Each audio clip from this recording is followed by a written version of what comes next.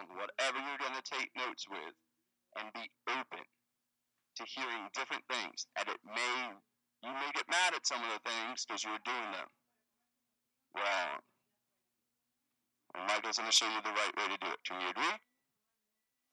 All right, let's do a war in New York. Welcome, God. Stand up. Welcome, Mr. Michael Huggins, our top income earner. Woo! Good morning, everyone. Good morning. Did we share the elevator this morning? And now you're on the front row? It's a good idea. It's a good idea. Okay. All right, so we got more than 30 people here. Good job. Okay, so if you put your expectations way up here, I'm going to just drop them all the way back down. Okay. All right, so am I going to hold this microphone for 6 hours? Is that the plan? Perfect. Hey, everyone in internet world. Good to see you. Good morning. Welcome. Okay, so who's already a part of Renatus? Okay, all right. And first time attendees. First time. All right, and then I guess everyone else has been around but hasn't enrolled. Is that the rest of you? Okay, perfect. So this is your first time? Your first time. Awesome. And who else? Second row. Who did I see first time? Okay, cool. And your first time too, Kenneth? Good. Why are you wearing a t-shirt?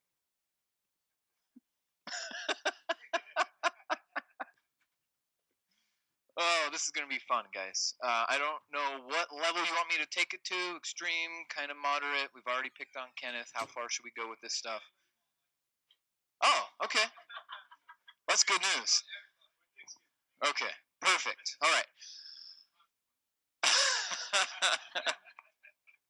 Awesome. Okay, well, I'm going to make a bold claim. I know why you're broke.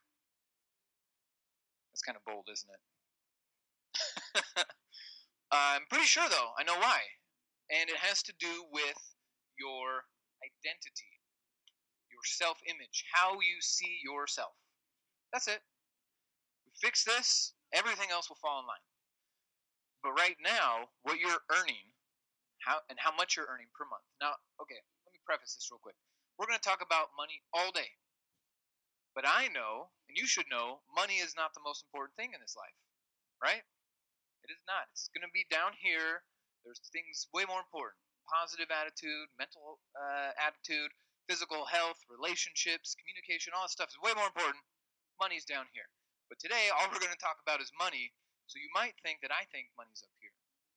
But let's get it straight. Money is one of those things we tell it what to do, right? Money's our tool. Now, I think about money all the time. That's why I get a lot of it. Now, some of you have a messed up sense of money, and that's why you push it away and throw it away and reject it. At the same time, you're putting one hand out asking for it. So you get nothing. And it's frustrating and confusing, and you think, well, I've taken all these classes and I've read all these books and I've done all this stuff, but I'm still not earning what I want to earn. And it has to do with your self-image and how you see yourself. So do you guys know where your self-image came from?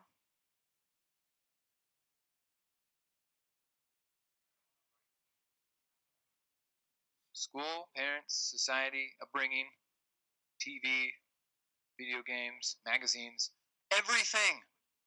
Movies, the whole thing. What we do as humans is we just pick up anything and we're like, oh, I like this. And then we just start to adopt it and absorb it into ourselves. And whatever stupid stories we picked up about our abilities and what we can and can't accomplish, we're holding on to that stuff. So we have a very limited identity. So in your notes, we're going to address the problem is our limited identity. Right? You just have this identity that you could earn 2, 3, 4, 5 grand a month, or you can only do 1 deal a year, or whatever it is that you're doing. That's your identity. And we want to change it. Economically speaking, anyway. Okay. Now, there are a lot of other identities, but economically speaking, you're identifying as a 40, 50, 60, $100,000 a year earner, but don't you want to be doing $500,000, $2 million, $5 million a year? Okay. So some of the functions, like the external functions that we take out in the world, you see me working, I'm actually working less than other people, but I'm earning more because of my self-image. How crazy is it? This is so easy, right? Turn to your neighbor and say, "That's easy." That's easy, right? So we're going to work on building this self-image, and that's it. I mean, all the other functions and all the other scripts and stuff and everything to memorize will only work if you identify as a millionaire. That's it. If you identify, I'm a millionaire, I do millionaire things. I put on my millionaire shoes today, and I put on, I answer my millionaire phone. And everyone else have an iPhone, right? But I call it my millionaire phone. Everything's my millionaire, whatever, because I'm changing my identity. Okay? Too many of you are so wrapped up in the past, something you picked up, that you're like, you know what? Here's my old thing. Then you got this new thing that was handed to you, and you go, well, but I found this first, so I'm going to keep it. Whatever silly ideas or concepts that you picked up, you're holding on to those because you found them first. So you're going to have to just drop them. Okay? Just let them go. Okay? All we're talking about here is money. Who are these people that show up late and go right to the bathroom? Come on. All right. So his self-image, I'm sure you can hear me right now. His self-image is one who shows up late. Right? That's his image in his head. I show up late. Well, I try hard and I'm busy and I rush and I run, but I still show up late. So he's manifesting his identity of showing up late, and here he is. This will be fun when he comes out. But that's what we're all doing. Every day, we've already decided how we're going to react to certain situations with certain people about certain topics, and it's all predetermined. It's so boring. Honestly, it's boring. Right? You know what you're going to say when that person says that. You guys ever said, "Hi, how you doing?" to someone, and then they say, "Hi, good, how are you?" And then you say, "Good, how are you? Good, how are you?" And it just goes back and forth. Yeah, this is robot brain that everyone's starting to adopt. We got to be careful. Okay, so our self-image is the major key. We fix that, everything else will fall in line. You want to be a powerful communicator. You want to have more money, more influence, more time. You got to have a self-image of more time. Okay, not just more money. More money's nice, but if you don't have any time, what's the money going to do? Just sit there. That's not good. So the self-image. I tell you guys, self-image is your issue. Okay, we're gonna fix this, then everything else will fall in line. You cool with that? How do you say your name, sir? Kestner. That's easy. Okay, Kestner. I like your shirt too. Yeah. All right. Well, welcome, everybody.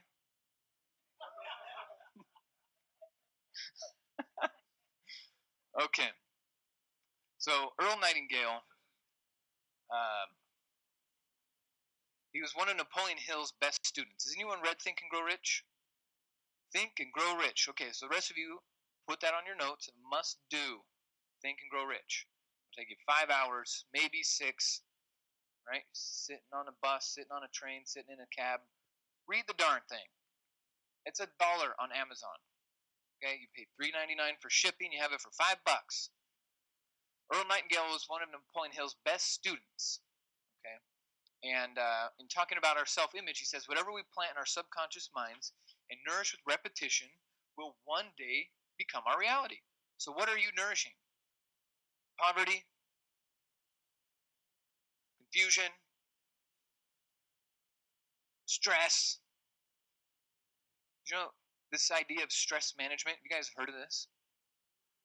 It's kind of a funny topic because don't we normally manage things that are important to us, like our families and our finances? What are we doing managing stress? Right? We don't it's not a part of life. You don't have to be stressed. So there's no need for stress management and learning stress management techniques. What a waste of time. How about we just learn what stress is, and when we want it, we can apply it to ourselves. When we don't want it, we can put it away. Okay? So whatever we're putting our emotion into is going to become our reality. Emotion's a powerful thing, but it always follows thought. Did you guys know this? Emotion always follows thought. So you got thought, emotion, action. Thought, emotion, action. Some of you just want to go to the action, but you're thoughtless and emotionless with the action. How would it be if you went on a date with somebody and they were thoughtless and emotionless, but they were doing the right actions? What? Did you say that's you? Oh, okay. And how do those go?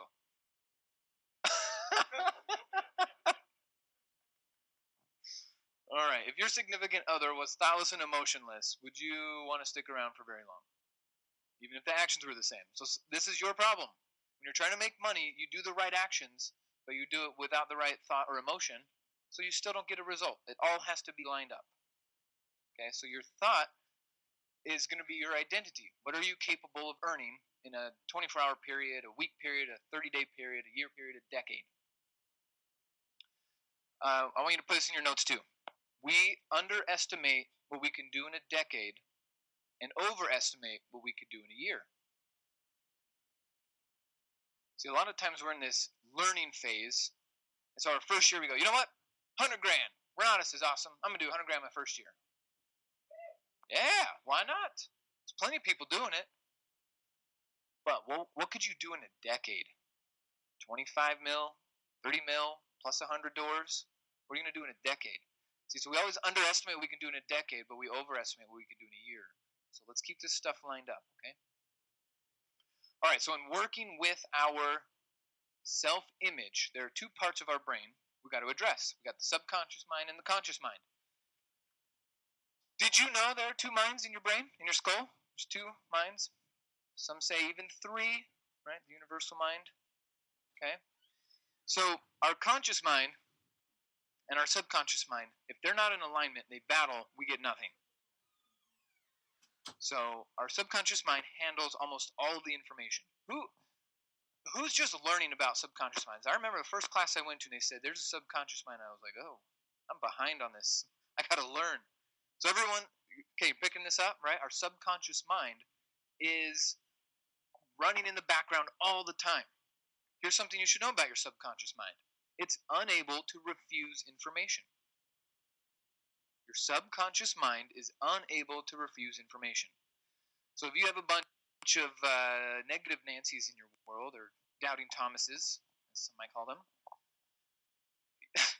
if you want to be friendly, you could just say, you know what? My subconscious mind is unable to refuse this information. Do you mind changing how you're stating this? That's a nice way of saying it. How do New York people say it? There's usually like an F word involved somewhere, right? So, thank you. Understanding that our subconscious minds are unable to refuse information, and your neighbor and your kids and your parents and your spouse and your boss and your coworkers, everyone's subconscious mind is unable to refuse information. So you are planting stuff in everyone's head, and people are planting stuff in yours. That's why they say you got to be careful who you spend time with. Okay? It's a challenge if you hang out with 4 socialists, but you want to be a capitalist. It's not going to work. All that social stuff's going to go in your head, and you're just going to put your hand out and say, gimme. But capitalists don't do that. So whatever we're nourishing, whatever is around our subconscious mind is constantly being absorbed. Okay, so Jim Rohn would say, stand guard at the door of your mind. You must defend your subconscious mind because everything goes in. So don't watch things that aren't going to help you because it all goes in. Okay? Thoughts, feelings, emotions, images, sounds, all of it is going in. So much so that our conscious mind could not handle all of the information. Okay? The subconscious mind can handle about 140 million bits per second of data, and the conscious mind, 40. So go from 140 million, filter, all the way down. Now our conscious mind is handling 40 bits of data per second. So where is this filter? You guys know what the technical term for this filter is called in our minds? It's called the reticular activator. Reticular activator. Has anyone rented a car before? Gone out of town and rented a car? Okay. So did you notice as soon as you rented that car, now all of a sudden you see it all over the road? You're like, black Charger? What the heck? Were all these black Chargers around? No, it was just that the reticular activator changed, and before that, all the black Chargers on the road were getting filtered out because it wasn't important. You didn't need to know about the black Charger. But then as soon as you rented one, you're like, oh, this is the one I'm in charge of. I'm responsible. I got to know where I park it. It's my car now. So now the filter changes, and that information about black chargers gets in. And so now you see them everywhere, but they were already always there. Okay? So it's just a very basic example. But now you want to go do real estate deals. Now you want to go build a business. Well, all that stuff that you need is already right in your face. You just can't see it. It's called the obscure obvious because we haven't addressed the filter. Okay, this reticular activator decides what gets to our conscious mind. And in our conscious mind is what we make our decisions and our plans with. There are no plans in the subconscious mind, just in the conscious. But the info comes through the reticular activator. So if you've made this filter that says, I'm a victim, and all you do is look for shit that says you're a victim to reinforce it, then that's what you get, and you walk around like one. Does anyone want to do business with a victim? No. Now, all of us could go and pick up things from our past and say, look, I'm a victim too. But what good will that do you? Not much. Right? You might get a little crowd around you and say, yeah, we're all victims. But how far is that going to go? No. So, instead, we're going to change our filter. There's a couple ways to change our filter. Okay. First thing in changing our filter is understanding we have to protect it. So we're not going to use certain words. In my world, can't is a swear word, and I will throw something at you if you use it. There's a lot of hard things up here. Oh, I got some pens and pencils, okay? We don't use this word. This is awful. And remember, my subconscious mind is just like yours, unable to refuse information. So why would I stand around and let you talk at me using can't? No. I stand guard. So you need to also. You need to have a standard. When people say can't, depending on who they are, you say, do you mind rephrasing that? All right? It's like some people, even like if you're allergic to something, you say, oh, I can't have almonds. How about I won't have almonds? Because you can. It could go in your mouth. You can eat it. Right? Well, let's just eliminate that word. Let's be accurate. You won't. Or if you say, hey, I can't come to the meeting. Really? Let's be accurate. You won't. Okay? Right? Now, in this whole world of can't and try, if we don't do what we're not able to do, there's no problem. But if we don't do what we can do, we're a disaster. So economically speaking, if you go look at your bank account, is it a disaster? Then you are not doing things you can do. You need to fix it. Simple, easy stuff to fix. Accuracy, can't versus won't. Okay, and then changing this from a preference to a standard. What's the difference between a preference and a standard? What would you say? We're still on talking terms? Okay. No matter what. Right? Like that's the line. Right? We don't cross that line, I'm out of here. Right? Standard. But a preference is like, yeah, it's just a convenience. I prefer 71 degrees in the house. Preferences.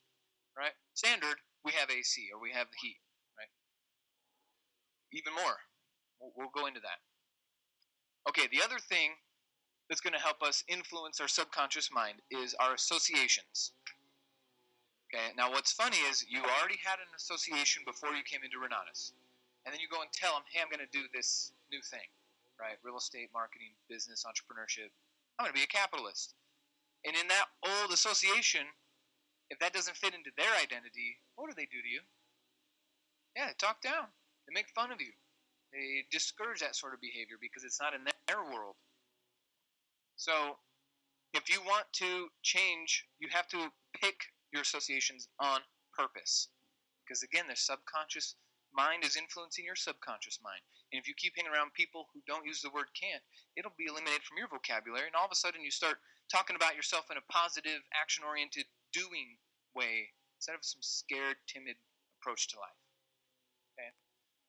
You guys have fun hanging around Hugh? I have a ton of fun. Right? I can't wait to hang out with him because I know what's going on in his subconscious mind is going to help me reach another level in real estate. So you got to like work hard and build your associations on purpose. Okay, you got to pick your top 5. Top 5. All right, the other thing we're going to do to influence our subconscious mind is affirmations. Affirmations. What is an affirmation? It doesn't necessarily have to be positive. You say, I'm a dirtbag. Okay. So it's how we talk about ourselves, to ourselves. Okay. Now, we do need some discipline with our affirmations. Tony Robbins will tell you, affirmations without discipline is the beginning of delusion. So we must at least have some discipline towards our affirmations. So here's my top 3. Tell myself this stuff all the time, almost hourly. Before I had to like do it very mechanically. Pull out a piece of paper. Well, I put a reminder on my phone. Hey, do your affirmations. Pull out the paper. Read it. Okay, it became very mechanical. But now it's just automatic.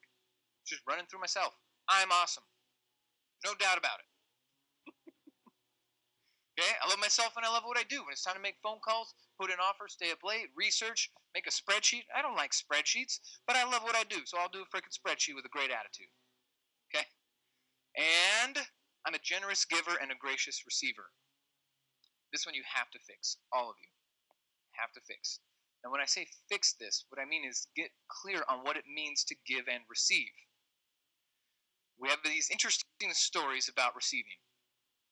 Okay, if someone is doing better in life than you and they give you something, what does our ego tell us? What does it say? Someone's doing better than us and they give us something. We think, I don't need your charity. Start to defend this stuff. Right?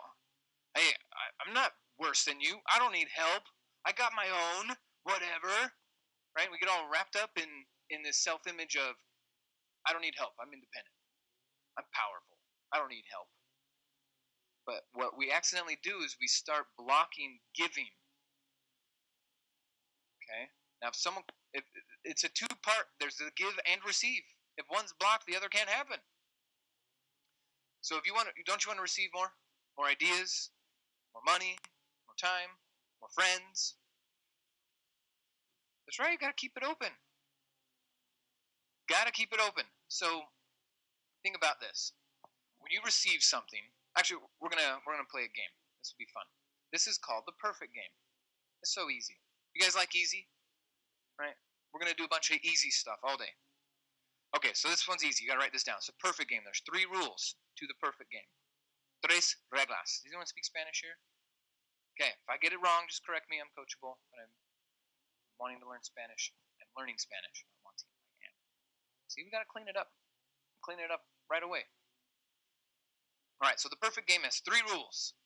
Rule number 1, whatever's offered, receive it. This is so easy. Whatever's offered, receive it. There's going to be a quiz at the end of this. Just so you guys know. Whatever's offered, receive it. Accept it. Take it. Whatever comes your way. Now, in your identity, you're like, oh, I want this, this, and this, but it shows up in a different way. That's all right. Receive it. Take it. Whatever's coming at you. Step 1, receive it. Rule number 1. Rule number 2 with the perfect game is whatever's suggested, do it. Whatever's suggested, it's in some sort of alignment with your goal. Okay, if we're, suggesting you go, steal from somebody or something, obviously that's a no. But if we're like, hey, go put in this offer or go do this, or like, what if Q told one of you to come up and intro me? If you're playing the perfect game, rule number 2, whatever's suggested, do it. Absolutely. So this is what was taught to me on day 2 of my Renatus career by my recruiter. Her name was Jody Hill, and she said, let's just get something straight here. We're going to play the perfect game for the rest of our lives. Okay, well, I like games. So you guys cool with the first 2 rules so far? Okay, rule number 3, whatever the outcome, declare it, which means speak, perfect. Whatever the outcome, declare it perfect. So if you were assigned to come up here and intro me and say you screwed it up, whatever that means, and then you sit down, all you're going to tell yourself is you did it perfect. You're not going to judge yourself and I did this and I coulda, nothing. No. Perfect. All the time, perfect. Okay? You miss your plane, perfect. You screwed up a deal, perfect. Made a bunch of money, perfect. Whatever it is, whatever the outcome, you declare it perfect. And it's going to start to influence your mind. It's going to build up your self-image. You go, you know what? Whatever I touch, perfect. Wouldn't you touch more? Would you try harder? Tell more people? So this is what we're talking about, changing our subconscious mind so we can see ourselves in a better way. So to make sure this is something in your life, the perfect game has just got to be there. Okay, now what if you're receiving something you don't want? Now it's not necessarily bad, it's just something you don't want. What do you do? Yeah, once you have it, you can give it away. You can continue the give-receive cycle. Right? You don't have to hold everything that was given to you. You just have to receive it so that you can either use it or give it. Okay? Simple stuff and complex stuff. See, when we receive stuff, sometimes we're going back to when we're talking about the ego saying, well, I don't need your help. I'm fine on my own. It starts to make this feeling of worse than or better than. Worse than or better than. No matter which one of those you go into, worse than or better than, you will feel like crap. If you go around telling yourself you're better than everyone, eventually you will feel like crap because you won't have any friends. No one will like you. And if you tell yourself you're worse than everyone, again, you'll feel like crap. So no matter what, better than and worse than, both feel like crap. So we don't compare. When something comes to us, we don't say, well, now I owe you, or you think you're better than me. These silly thoughts will destroy your self-image and make you weak. You got to be powerful because there are a lot of people in your world depending on you. How many people in your world are really pushing for entrepreneurship, business building, where millions could be made? In your family, there are a lot of people doing that, or are you kind of like the one? Yeah, in my world, I'm the one too. So we got to try way harder than everybody else. Okay, it's up to you. So the thoughts, emotions, and actions all have to be aligned. Should I make fun of these people for being late? Hey, good morning.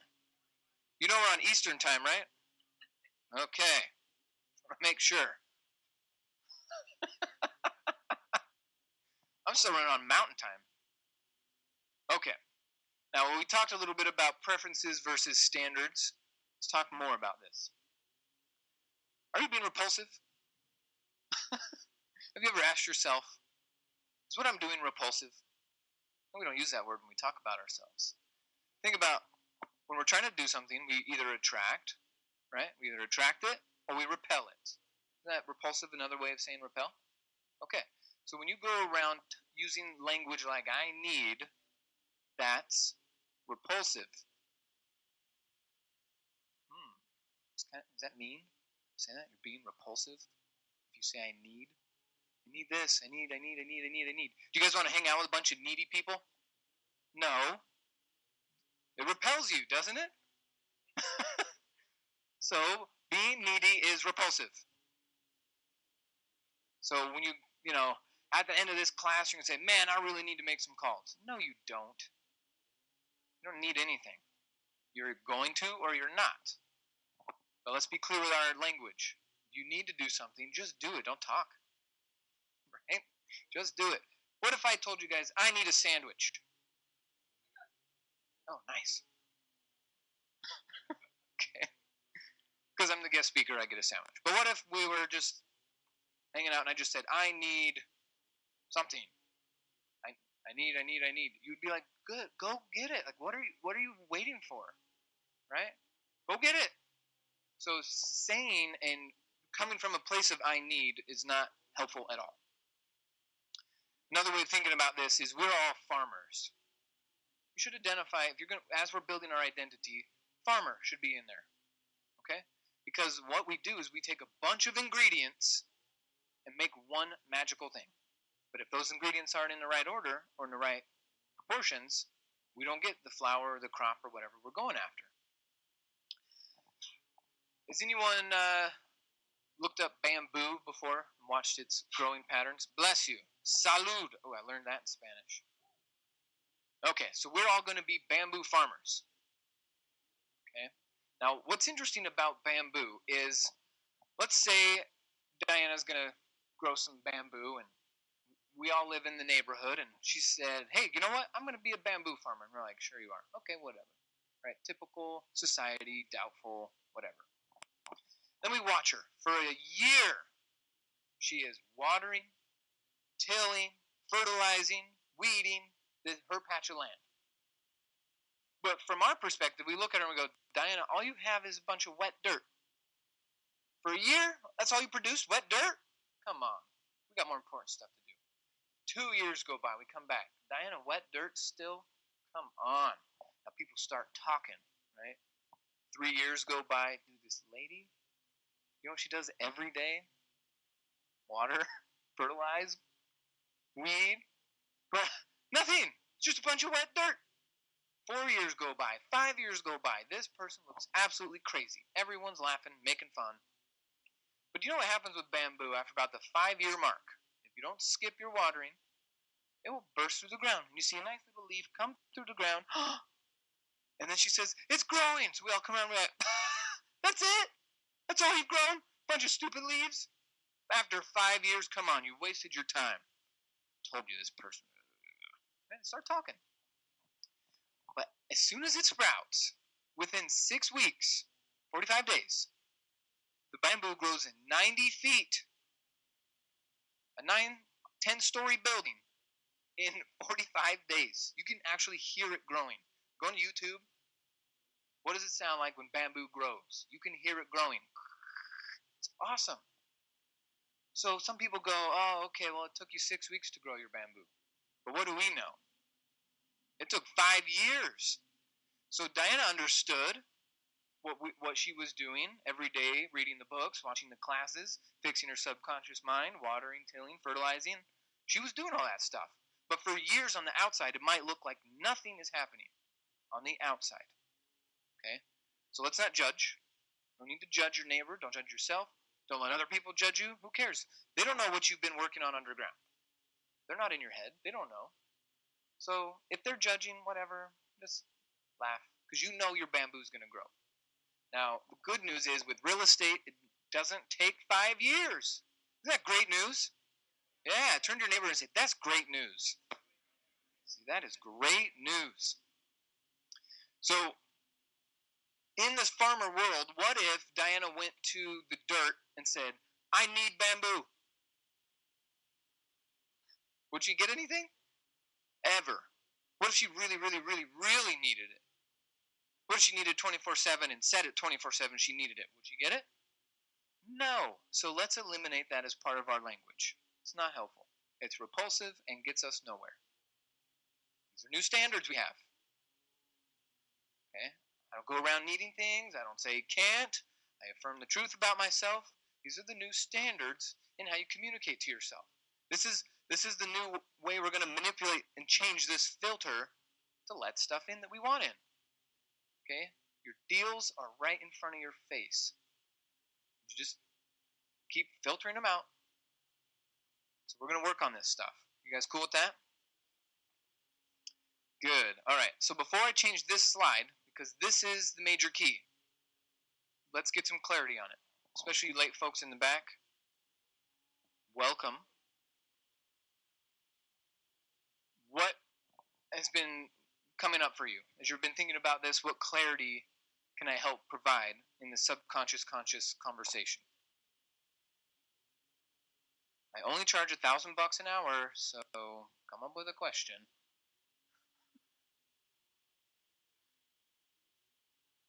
Is that it? Great job. Okay, I guess maybe you're really, really thinking about your question. You don't want me to make fun of you. I don't make fun of the questions. I don't make fun of you for being late or not dressing appropriately, Kenneth.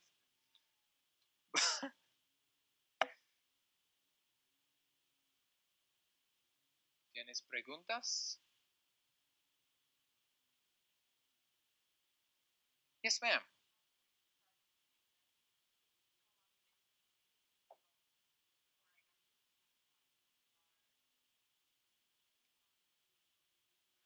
Yeah, what result are we after?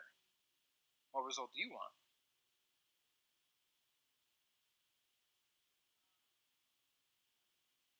Success and money. What's your definition of success? I want you all to write that question down to yourself. What is your definition of success? Happiness. Who's in charge of happiness? So it comes from within, right? So you can generate your happiness right now, which means you're successful right now. You did it. It worked.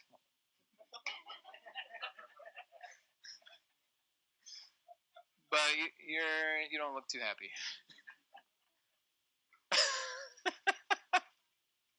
Okay, so the main challenge that we're experiencing is we don't have a clear definition of our success. What does that mean? What are we going after? Okay, I would talk with my mom about this all the time, and her definition of success before we fixed it was as long as everyone around me is happy, we're good. Okay, so do you think my mom was ever good? No, because if someone else was happy, someone else wasn't, and it was just chaos her whole life. And then about 5 years ago, we cleaned it up for her. We found a quote by Earl Nightingale. I've been referring to him earlier. Here's his definition of success, and I'd like you guys to write this down and meditate on it, adopt it, try it out. Success is a steady progress towards a worthy ideal. Success is a steady progress towards a worthy ideal.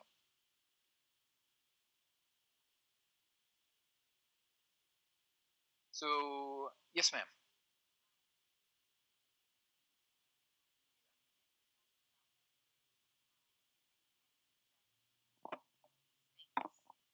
Within myself and things that I say. What was there a particular book or a TED talk or something that you watched repeatedly that helped you to clean it up for yourself? Was there like one thing or three things? So the one speech that like switched everything for me, I was like, holy crap, this is a new perspective. Was a Jim Rohn speech, and he said, "Walk away from the 97%." That was the name of that speech. It was like 4 minutes, changed my life.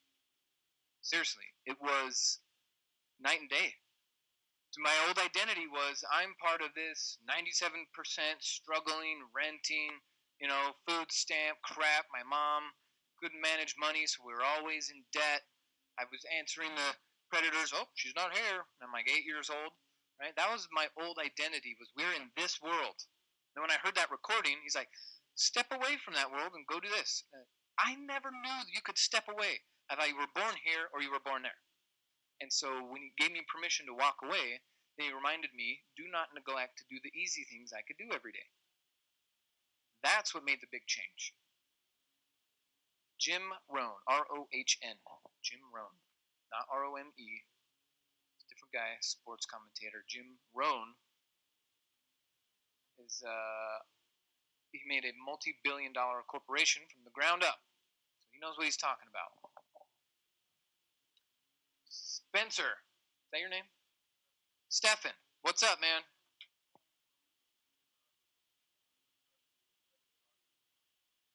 His name is Earl Nightingale. Yeah, you go find some of his different recordings on YouTube, eat them up. That too, strangest secret. Yes, sir.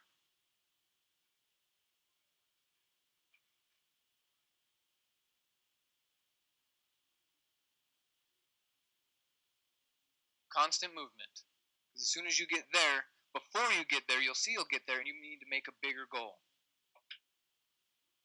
Yes, always movement. A running water never molds. A moving hinge never rusts. You don't want to be rusty and moldy, right? You got to keep moving. Okay. Any other questions on this topic? And we'll keep referring to this throughout the day. Some of you are like, well, just give me a damn script already so I can go make phone calls. If your identity isn't lined up, you won't use the script correctly and it won't work for you. You have to identify yourself as someone who loves yourself and loves what you do. You're a generous giver and a gracious receiver. Here's another one to add that I didn't put up in here. I add value to other people's lives. I say that all the time. Right? Sometimes I'll get a really confrontational prospect or future student on the phone. Right? What'd you put up this ad for?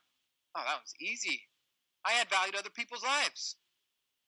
Like, oh, who talks like that? Now all of a sudden they're attracted to me. But if I would have said, oh yeah, I just need some leads, I just need some people on my team. That neediness. Nope. No, I add value. Everywhere I go, I am adding value. Right? Big smiles to strangers, holding the door open, tipping big. Everywhere I go, I add value. Everywhere. This is a new identity you need to add to yourself. That you add value. Or else why would people want to work with you? If you're not valuable. So I add value to other people's lives. I have an important message to share. Put that one in there too. I have an important message to share. Bless you. Good morning. It is almost afternoon, but good morning. I'm just going to keep doing this. I don't even have a watch. You guys see I'm like 11:11. Okay. Yes, ma'am. And running water never molds. I didn't make that up. Some smart guy did. But I look smart when I adopt smart things. That's what we all need. John.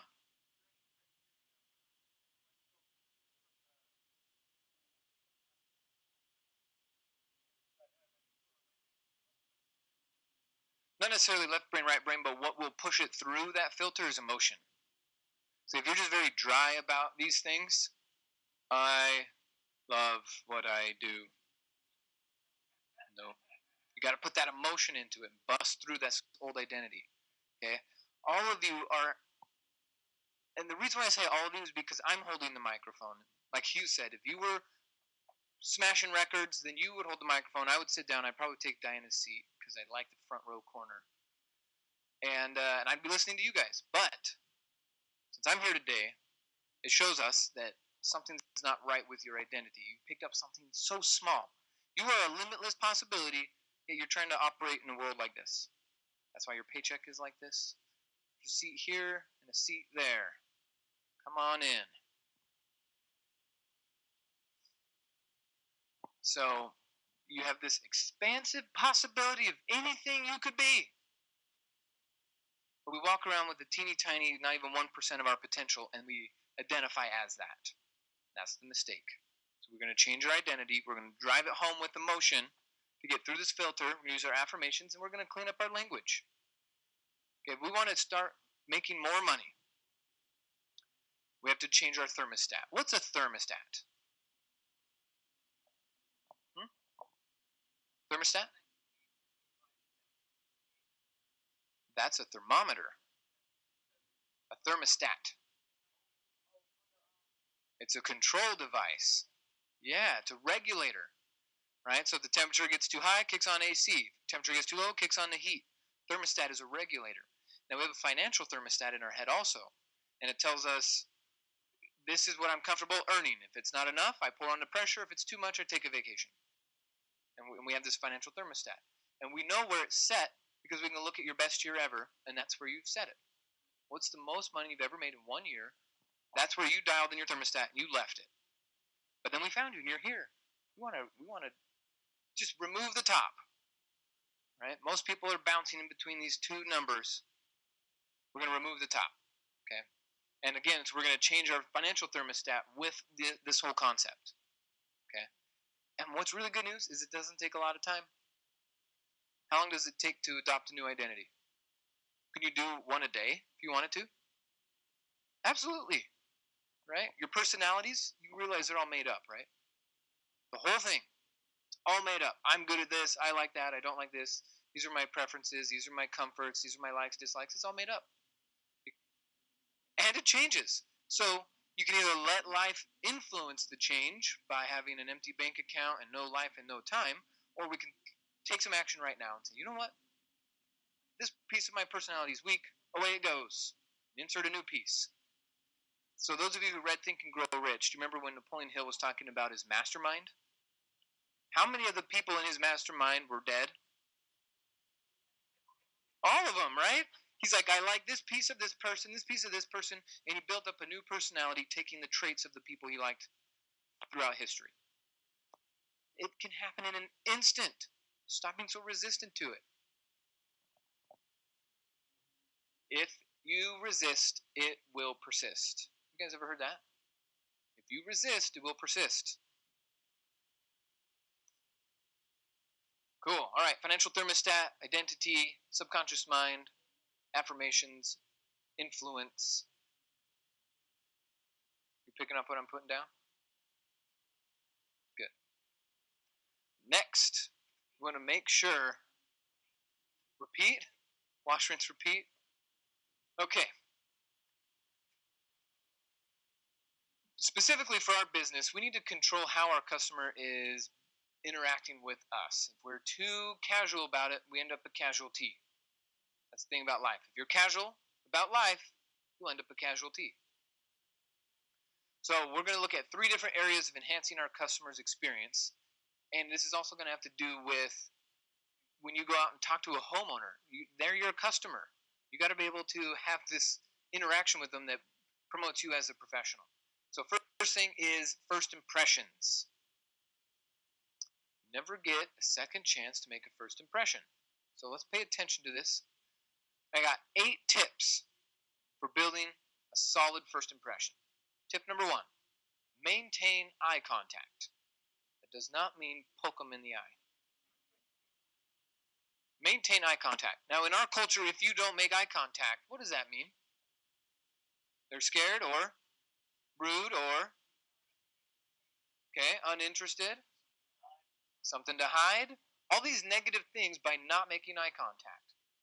Now in other cultures, I had a lady on my team who's from Puerto Rico, and we were on this topic, and she goes, well, in my culture, if we make eye contact, it is rude. And I went, well, here, if you want to make money, you have to make eye contact. And guess what? In her first 10 months, she made $100,000 doing recruiting. And she'd never done anything like that before. She worked for JetBlue as like a, work from home reservation person. But she got rid of that limited identity, and first 10 months made $100,000. Okay, so maintain eye contact. Now, there are some people who have very intense eye contact. Lean into that. Okay. Now, there are some people, while you're talking, they break away every 2 seconds, and then they break away. So then you have to pick up on that, and then you break away. But if you keep forcing them to break away, and you just have this 60-minute death stare, and they're, for the whole conversation, look all the way around, you're not going to connect. So notice when they break away, and then you break away every so often too. Okay? Exactly. We're mirroring them, we're making them feel comfortable. So eye contact is important, but ratios. Okay? All right. Number 2 is be confident. Be confident is so attractive. Hold yourself up, smile, implementing power poses. Okay? If you stand a certain way, your testosterone, whether male or female, your body will produce a little more testosterone. When that testosterone's in your bloodstream, you think clearly, you think faster, you hear better, you speak clearly, your eye contact is more intense, like you're all there. So it has to do with your body language. If I was leaning on this wall the whole time, most of you wouldn't take me that seriously. Right? It's just, but I'm trying to be comfortable and cool and like easy to connect with. Isn't that like coming across? No, unfortunately, it comes across weak. So a couple other things with your hands. Okay? Out of your pockets all the time. All the time. If you're doing a follow-up at a restaurant, put your hands on the table, not under the table. Because then they're again wondering. It's just this subconscious wondering. What are their hands doing? You do it too. Okay, so hands out. Plus, if your hands are up and out, you can enhance the words you're trying to say. So think about this too. If I was like, hey guys, Renatus is so awesome, you should totally join. It's going to be great. You're going to have a fantastic time. What's my body language saying? My body language? What is this doing? Hey, you're going to love it. You should join. If I didn't say any words and I just went like this, what would that say? Leave, right? Go away. So we try to justify, well, because I said this, ignore my body. No, it doesn't work like that. Our brains are capable of producing 500 words a minute, yet our mouths only produce 250 words a minute. Females a little bit more. Serious, not a joke. So that means the other 200, 250 words that minute that were produced that didn't come out of your mouth come out of your body. So if you asked me how my marketing business was doing and I was like, yeah, it's pretty good. Or if I didn't say any words, how would you think my business is going? Right. So if our words aren't aligned with our body language, we are killing sales. We are pushing away customers. We want to display to them that we're confident buyers and we can close on deals, or we can help a new student close on a deal. But our body language is like, I can help you. I'll buy your house. You believe me? You wouldn't believe me. So our body language is way more important than you understand. If we were to break down 100% of communication, only 7% is words. 7%. So speaking of TED Talks, there's one, it's like 6 minutes, and it's called How to Sound Important. And the guy is talking, but saying nothing. It's pretty cool. And he'll like take off his glasses and like clean them and stuff, but he's just saying, and I'm going to take off my glasses and clean them. And he's just, his body language, we're wrapped up in it. We missed the words. Words are they don't matter. 7% are words. 35% is tonality. So if I haven't been changing my voice this whole time, if I had just been using one tone, half of you would be asleep instead of just two of you. Okay. And they missed the joke. It's kind of funny. It's all good. So the remaining is 57%. That is our body language, our facial expressions, the nonverbal communication is 57% of all communication. So too many people neglect it. Don't lean on walls or objects. Number 12. If you're sitting in a restaurant or you're sitting somewhere where there's a lot of distraction behind your person, right? People walking, cars driving, don't look at them. Look at your person. Okay? But it's easy to, person, and then you walk, and then what do? What are you looking at? Okay, so give the person your full attention. Your body language is huge. And what's going to be even crazier is 2, 3, 4 years from now, when you're on autopilot with this stuff, and you know what you say, and then they say this thing back, and you're like, dude, I know what this hour-long conversation is going to result in. And you have to be present for that whole hour, right? You can't text and wait for them to say their silly answer and look around the restaurant or whatever. You got to be present the whole time, okay? Some other things about body language are, let's see. We talked a lot about body language. Oh, if let's say Hugh brings you up here to do a testimonial for the group. Hands always out. Too many people are like, I had a great time. It's effective. I like this training. Their hands are like this. Like this.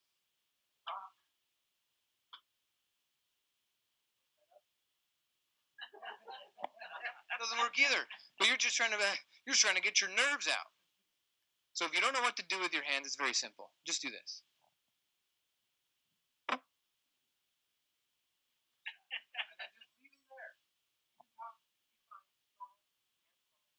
Put them in my pocket, and then you're wondering, what's in the pocket?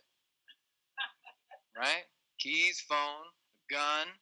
Who knows? Some money, yes. But what else? it doesn't help with them listening to you if I'm constantly reaching into stuff. Or if I have a pen, right? How many people are talking with a pen in their hand? They're not even planning on writing something, but they have a pen in their hand or they do this. What is this? This is actually a barrier between me and the person. You want to keep putting up barriers? No. But you got this nervous clicky, clicky, click, click, thingy, thingy, thing. Don't do it. Okay? Also, if you're going to be sitting down, if I were to sit like this on my chair, I would also be creating a barrier between me and the person with my leg. Okay, so let's remove barriers. We're trying to be comfortable and show people we're comfortable, but we accidentally make these barriers. Okay, so be very aware of my body language when you're sitting there. What is my body language saying? Right? All the time. Check yourself. Is everything saying what I want it to say? Okay. Soon you'll get into level 4 learning where this just comes automatic. But if you've neglected your body language up until now, it's going to be a manual thing you focus on for a while. But you'll get through it. Things will change. And then we'll ask you to speak. And then you'll follow rule number 2 of the perfect game. And you'll do it. And it'll be awesome. All right, number 4 is be genuine. Be honest. Don't exaggerate. The stuff we do inside of our organization is already incredible. There's no need to exaggerate or fib or make things up. Okay, be yourself. Be honest. Some people will go, Michael, that's not very nice to say. I know, but it's honest. People will pay for honesty. Okay? People don't enroll or buy or sell their house to you because you're nice. They do it because you're honest. You tell them, I'm going to buy your house, but it's going to be like this, like this, like this. Or we're going to enroll you, but you need to change this and this and this. But if I just enrolled you and I was like, you're good. Just have fun, log in, and see you next year. It's not going to work. We're not going to create results. So be honest. If someone's screwing up, tell them. Now, not necessarily in public. That doesn't always help, right? Dale Carnegie, How to Win Friends and Influence People, he says, criticize in private, praise in public. Right? But I knew Kenneth could handle it. That's why I made fun of his t-shirt. I'm going to go get a shirt on the break so I don't have to do this in the second half. Or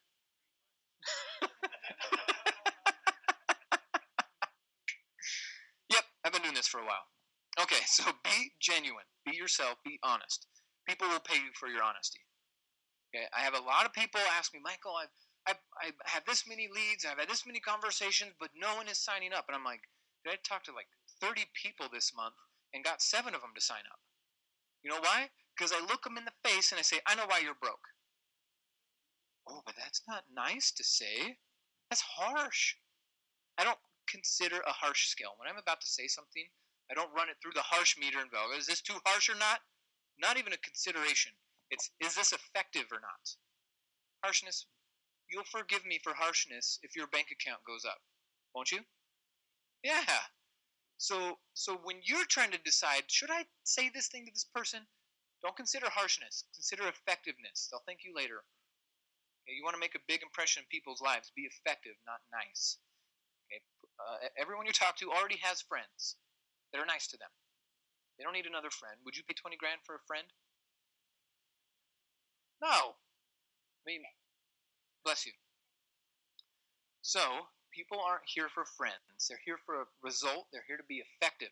So be effective with your language. Be honest. Number 5, smile. You got to smile. Some of you have very pretty smiles, but you won't show your teeth because you have a limited identity. They say, oh, when I smile, I this or that. You got to have a big old freaking smile. Now, the reason I know you have a limited identity is because I was doing that to myself. Up until like 5 years ago, I wouldn't smile. I wouldn't show my teeth either. Just, right? My mom, the whole time, she's like, come on, smile. And she's a photographer. Smile. Okay. But then I realized inside Renatus, how many people are taking pictures of me? Then I'm up on stage, and Bob Snyder and Whitney Stark, they got these giant zoom cameras, and I'm like, okay, can't be having this funny, make my mom laugh smile. I got to have a real smile, a genuine smile. So here's what I did. I went in the bathroom, and I turned off the lights, and I told myself to smile, and I turned on the lights, and if I didn't like it, I'd turn the lights off again. And I'd say, all right, now this cheek up.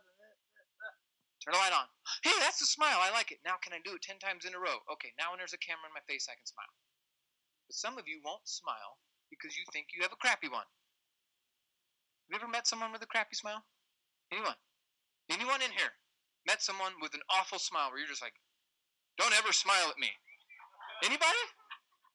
None of us. Oh, come on. Maybe, did he? Good. No trying. Just follow the rules. There we go. Okay, so more often than not, the smile is pleasant, pleasing, and we just want to pull out more of it. So some of you, if you just smiled a couple more times throughout your follow-up or your invitation, people would actually receive your invitation and show up or enroll under you. Just gotta smile a little bit more. Okay, that's number 5. Number 6, make sure you are dressed appropriately for the occasion. In my world, Super Saturdays is always a collared shirt. Now, I came to New York. Normally, I wear a tie too, but I was like, Hugh's not going to wear a tie, so I better not. Right? See, I'm coachable. Okay? So, where you're going, dress for the occasion. When we went to the Leaders Retreat, very first year, we went to Cancun, I think. Yes, we went to Cancun. I brought a suit because I thought we were doing like a training thing, and so I brought a suit and tie, and I'm all ready, and I go to the trainer, they're like, what the hell are you doing, dude? Flip-flops and t-shirts. Okay, so dress for the occasion, all right? And having hygiene, good hygiene, goes a long way as well. Some of you know who has stinky breath. But again, you go, ooh, but that would be harsh if I told them. But then they go and talk to your guest. Okay, so stinky people, tell them they're stinky. No big deal. Hey, I smell bad. Oh, shit, okay. Keep my arms down and I'll, figure something out. But if I didn't know this and I go around trying to hug everyone, it would ruin it. Okay? I'm using myself as an example. But make sure your hygiene is lined up. This is an old picture. I hope you understand that's an old picture. Okay? This was in the phase where I refused to shave until I closed on my deal. And do you think it helped me close a deal? No, that was really stupid. That's why Hugh said no bets like that. That doesn't help. Okay? But I at the time wanted a huge reminder. So every time I woke up and saw my amazing beard, I was like, all right, I need to watch more class. I need to make more phone calls. I need to put out more ads. I need to do something. I need to get this off my face. Okay? So some of you just need to set some higher standards. Number 6, appearance matters. Number 7, use the person's name. Now, a lot of people I've come across, in their limited identity, they tell themselves they have a terrible time remembering people's names. And then they reinforce that month after month, year after year, decade after decade. I'm no good with people's names. What a terrible affirmation. Yeah, let's affirm I'm great with names. I can memorize anybody's name. If you start to tell yourself that, and those are your affirmations, it'll change the filter, and that information from the subconscious will go to the conscious, and you'll remember their name. I'm great with names. Okay, also when people have interesting names, and first time you say it, if you screwed it up, don't just say, never mind. Don't do that. That is awful. Try it again. Try it again until you get it right. If you noticed, Kestner, if people don't say it right the first time and then give up, is that offensive? Does it feel like they really want to connect with you? If they're like, anyway, so, and then they just go into it, how does that feel?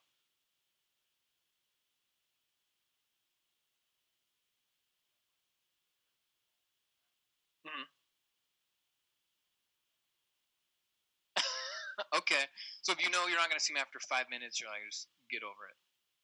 Okay, but for the most part, if you have a unique name, or someone has a unique name, try to actually say it correctly, not just, hey, K-Man, or whatever.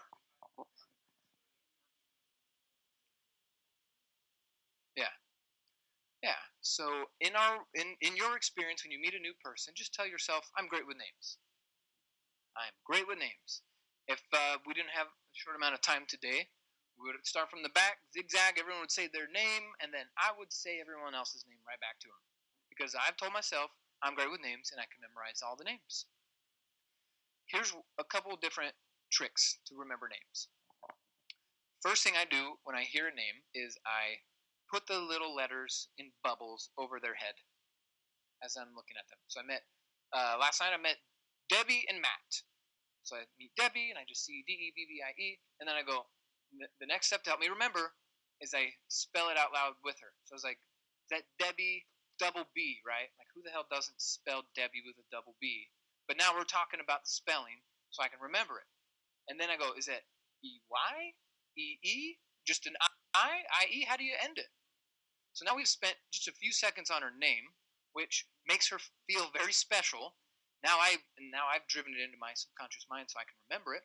And then I just carried my silly theme. Oh, double B? Okay, who are you? Matt. Oh, double T? Right? And I'm like, oh, I'm Michael Huggins. Double G. And there's a double G in my Huggins.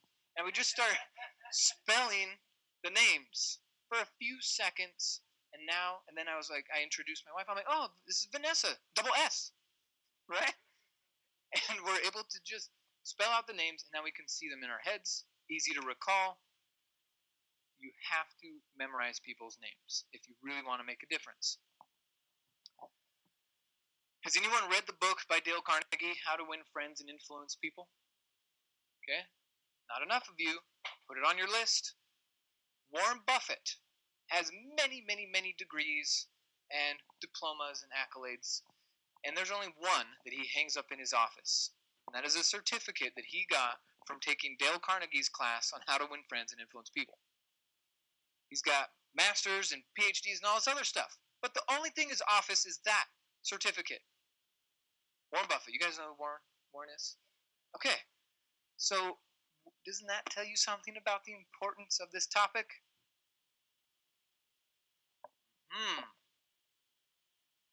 So remember the person's name and affirm you're great with names. That'll really help. Okay, number 8 is an acronym. We're going to do a lot of acronyms today. This acronym is called THINK. Before you speak, is it true, helpful, inspiring, necessary, and kind? These aren't ors, these are ands. Is it true? Is it helpful? Is it inspiring? Is it necessary? Is it kind? If not, I doubt you need to say it. Your ego might tell you want to say it. You might want to gossip a little bit, might want to this, might want to that, might want to build yourself up. But if it's not all of these, there's probably no value in saying it. Okay, now we're going to avoid using jargon in our meetings. What is jargon? What does that mean? Yeah, very specific language about a specific topic. So if we have new guests in the room, and some people are talking about, my commissions are coming out on Tuesdays and Fridays, and how's yours doing? That's jargon for our industry. Does that help the guest feel welcome?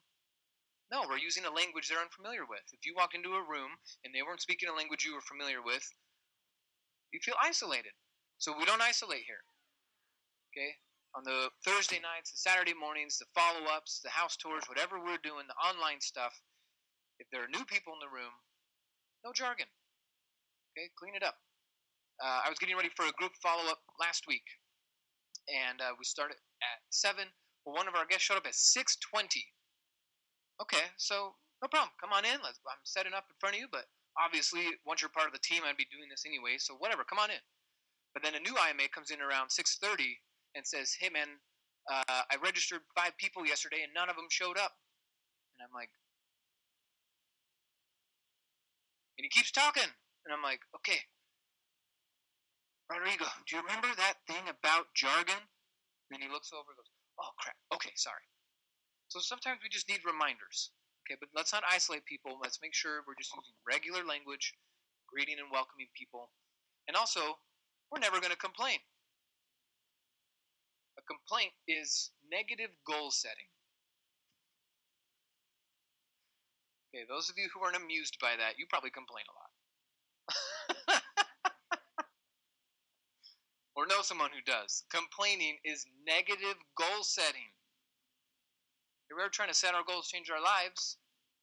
But if you put your language in the form of a complaint, you're going to manifest something you don't want. You guys know what I mean when I say manifest? Who knows what I mean when I say manifest? Okay, what do I mean?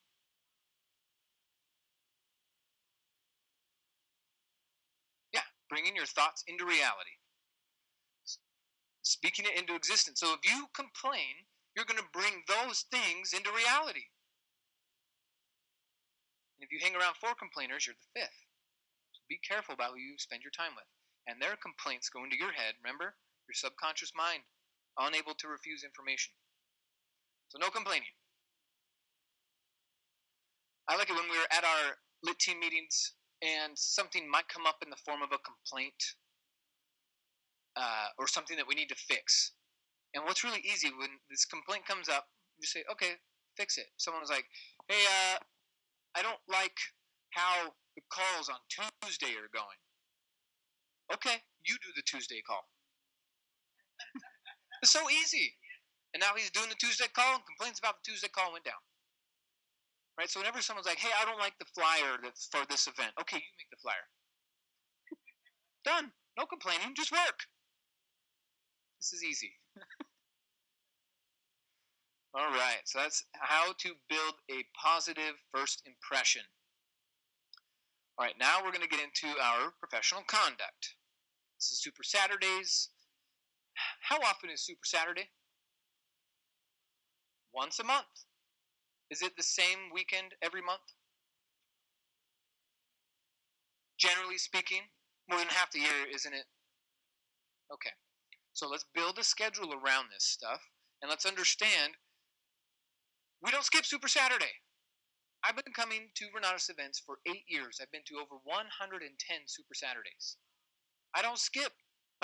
My recruiter said, don't skip Super Saturdays. And I went, okay. Like, how many times do you need to be told?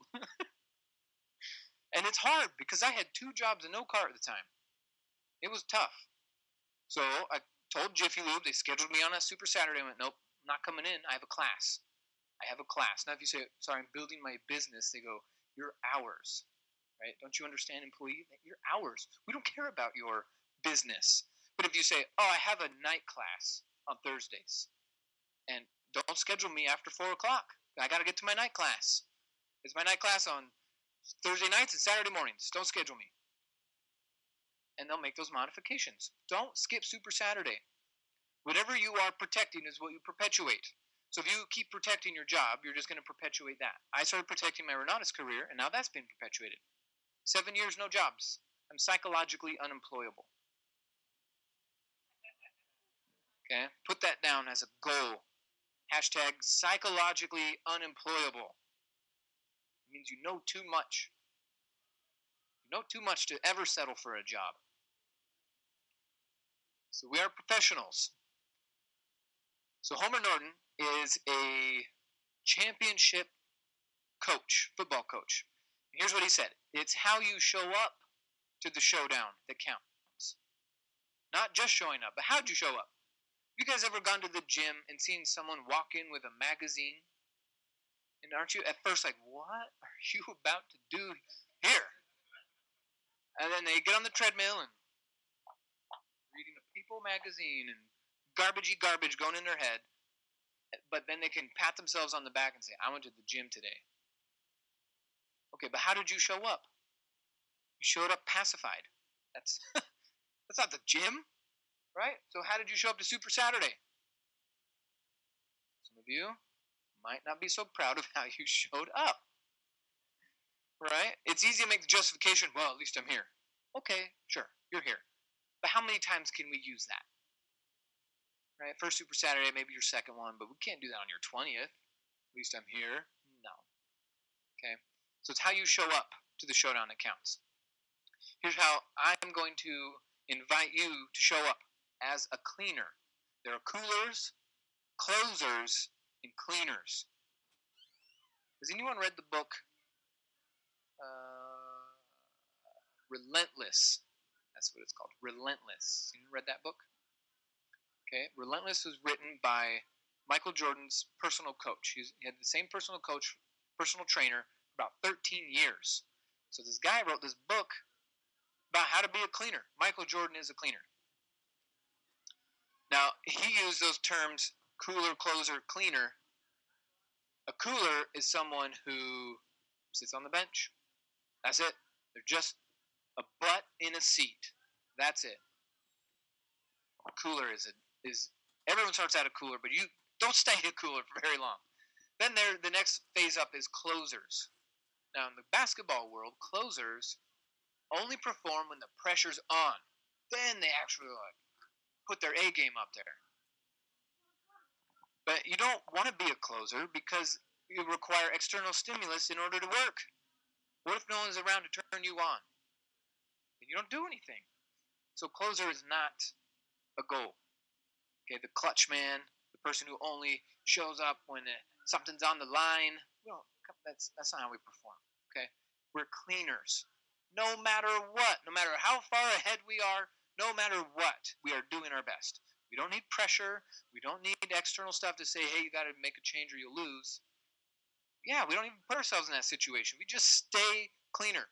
So that means confident. You're a listener, not a talker. Early, you're aware, right? Like your body language, you're aware of this stuff. You network. You don't just sit around and talk to yourself. You're enthusiastic with life. You bring this energy to everything. Did you guys know that enthusiasm is contagious? Yeah. So you want someone to get enthusiastic about your business, but you're like, yes, it's okay. I like it. At least I don't have to change oil. you wouldn't open up your pocketbooks to join. So we gotta be enthusiastic. And then responsible. This is a fun word. We're gonna spend a minute on responsible. What is responsible? When you hear this word, 3 misdefinitions come up. First, when I say responsible, people hear capable. Does everyone have a different level of capability? Yes. So capability is not responsibility. Now the next thing people will hear is blame. Right? They hear the word responsible and in their brain they twist it up and they go, oh, blame.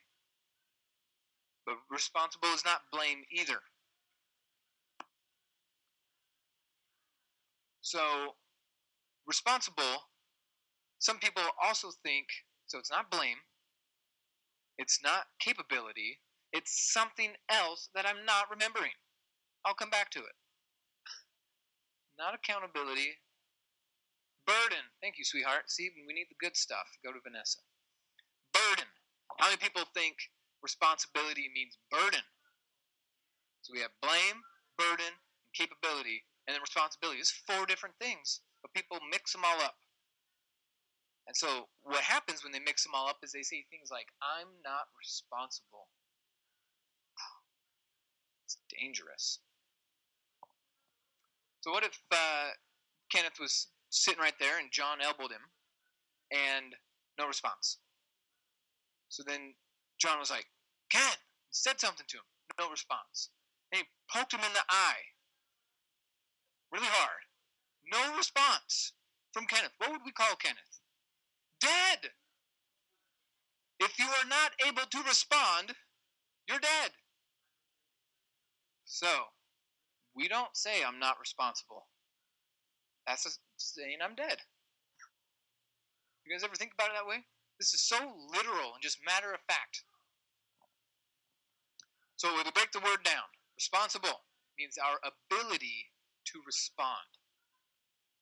So you must, as a cleaner, maintain your ability to respond 100% of the time. You must maintain your ability to respond 100% of the time.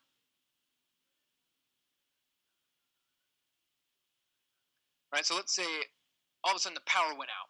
It's all dark now. Who's responsible? Still messing with your head, isn't it? I am. Yes, I am. I am. But what else? Are you also responsible? The power goes out, you're responsible.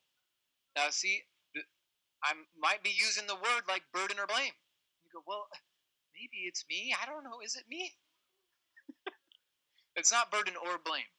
If the power goes out and you maintain your ability to respond, what would you do? Okay, maybe call someone, maybe light a candle, get a flashlight, leave.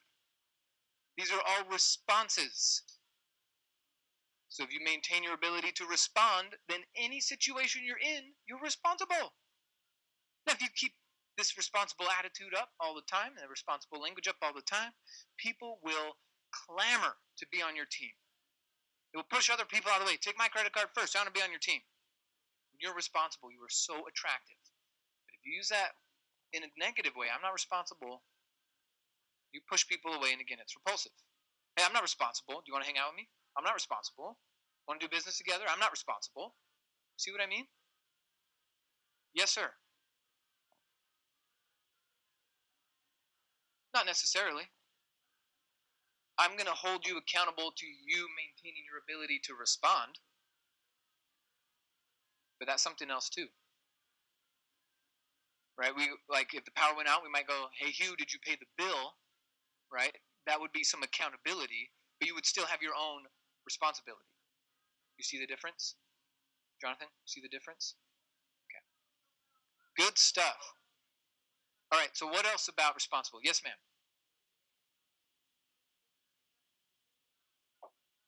Absolutely. You picked those actions. Yeah. Well, tell me more about what you're thinking. Like, give me a scenario what you're thinking of.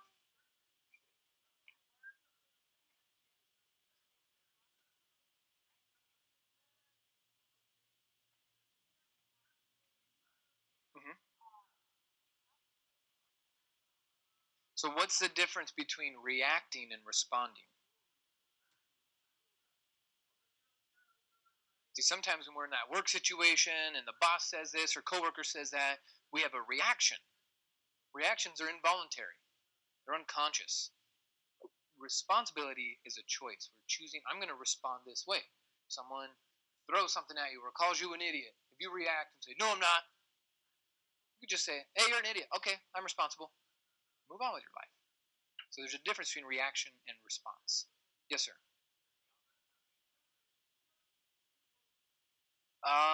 That's even worse.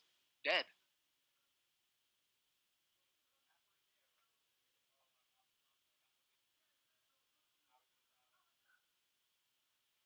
Hmm.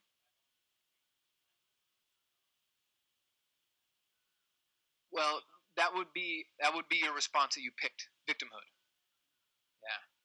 And a lot of us have seen a victim. We've had an example where a victim stood up, said, I'm a victim, and they got a bunch of support and some help, and then we go, oh, well, maybe it's good to be a victim. Somewhere along the line, and we pick that up, and it's in our memory bank somewhere, and we run out of ideas, and we just go, I don't know, I'm a victim. How about that? Do I get any attention or help from if I'm a victim? So some of us still leave that as an option to pick. Take it off the table. Victimhood's not an option here. Okay, being a cleaner, not a closer, not a cooler, but a cleaner. Have you guys seen Glenn Ross? You seen that movie? That's right. So we used to say that all the time. Coffee's for closers. Put the coffee down. Right? But now we take it one step further and we are cleaners. We're just always on. You need to be always on. For the people that depend on you in your life, you need to be always on. Not for me. I'm going to be fine. It's your family. It's the people that look like you in your world that need you to step up and be 100% responsible. Okay? They're doing something else in their world. You're going to be the money person in your world. Okay? I get a bunch of money just so that if my family needs it, it's there. Right? I don't really care. Whatever. It's just another tool. It's just another tool. Right? If I was a farmer, I would just build up and have cold storage. So in case my family need it, there it is. But I don't walk around like, cool, I'm a cold storage guy. But because money got emotion wrapped up around it, we have a hard time understanding. That's all we're doing is just storing a tool in case our family needs it. That's it. But you have to work hard at it. You got to change the way you see yourself. Other people in your family, they could not even consider going after money. They're just happy to have their house. But you're here, which means something is not satisfying. But you got to clean it up. You got to make that change. Glenn Ross. It's an old movie about real estate sales, actually. And it's generally a sad movie because the guys can't sell anything. But Alec Baldwin's speech in there is like a 4-minute speech. It's the only time he's in the movie, and he got an Oscar nominee just for that speech. Pretty powerful stuff. You betcha. Okay, now has everyone read their IMA agreement? Their Independent Marketing Affiliate Agreement?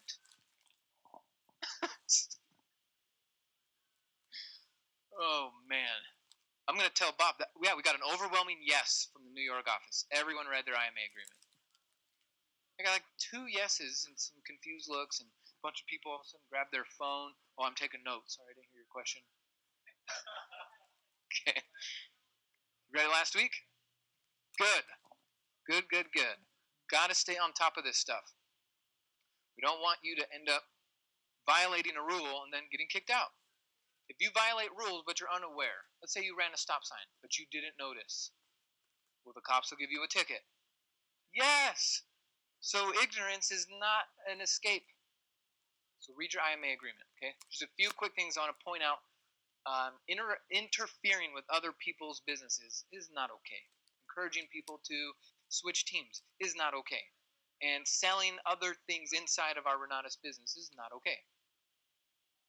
Right? Cross-recruiting, that kind of stuff. Like, let's say I'm a doTERRA rep. You guys know about doTERRA? Little oils. What's the thing over here? Nu Skin. Amway. You know about Amway? Okay. Let's say you're in Amway. You got a bunch of things to sell and buy. And you come in here, you also want to be a real estate investor. You're not allowed to take our real estate investor crew and enroll them in Amway. But you can take your Amway crew and enroll them in Renatus. Okay? So we're not able to, this is not your pool for another company. Just be clear on that. You don't want to accidentally violate that and get kicked out. Pretty simple stuff. Now, if there is someone, let's say someone shows up. Is Bernadette here? Hi, Bernadette. Okay. When people send guests to my Denver office, the only reason I'm asking you who invited you is to make sure they get credit, not so I can treat them differently. Okay? In our Denver office, every single team is represented. Every team is represented. But no one feels like I'm on Hugh's team, or I'm on Scott's team, or I'm on Michael's team, or Mitch's team. They don't do that. We're the Denver team. So easy. Okay? That way we don't have someone going, well, but Michael does this and Hugh does that. I want to be on their team, this and that. No. We're all on the same team. In fact, we are really on Bob Snyder's team. We're all on the same team. So we just need to act like it, not identify with teams too much, okay? Do what you would want someone to do for you. So when people send people to this office, make them feel welcome, enroll them, and let that IMA somewhere around the country get a surprise check. How nice would that feel? You log in your business center, and there's $1,000 or $10,000 check pending. How good would that feel? Some of you don't know what that's like. Okay. It will feel awesome. Especially if you didn't have to do the work. If you just generated that lead, sent them to the office, and the office system closed them. This would be huge if we all operated like this. Now, most of us are, but some people have come from a different culture where being on a certain team matters, and they're trying to bring that over here. Bob Snyder designed it in such a way, it doesn't matter whose team you're on. Okay? You guys picking up what I'm putting down? Smelling what I'm cooking? Okay. All right, yeah, talk about this. Cross-recruiting is not welcome. All right, next is our reputation. Our reputation is so important. You must guard it with your life. Your reputation takes a lifetime to build, minutes to destroy. So I want my reputation to be effective, adding value everywhere I go. Like some of these affirmations we were talking about. So what do you want to be known for? When people think of you and your business and what you're creating, what traits do you want them to think about? So when I was asked this question by my business coach, Vanessa and I put this list together. This is what I want to be known for. And if you want to adopt this whole list, why not? Take it on.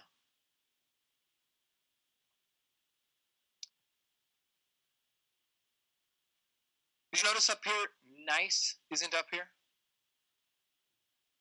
Okay? I don't care about my reputation being nice. Hugh didn't fly me out here because I'm nice. He flew me out here because I'm valuable, I'm straightforward, I have logic and reason, I'm responsible, I think accurately, I bring positivity and integrity, and guess what? I can have fun at the same time. Did you guys know you can make more money in less time while having fun? Some of you didn't know that until today. You thought if you needed more money, it took more time and less fun. But in the business world, it's the opposite. That's the employee world.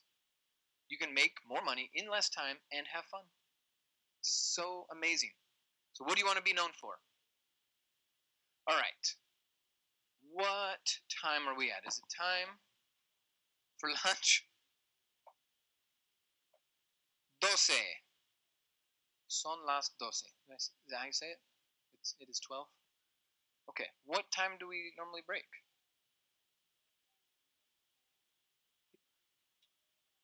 Okay, we're going to keep going. All right, so this is what we call the 4x4. This 4x4 training. Now, if you're stuck in life, you're stuck in your business, you're just stuck emotionally. If you're stuck, put it in a 4-wheel drive, and let's get out of this rut we're in. Okay, so I'm going to cover four things of 4. Hence. I like using that word, hence. You guys use hence enough? Just hence and then point? Hence. Okay. All right. So the first one is called the 4 basics.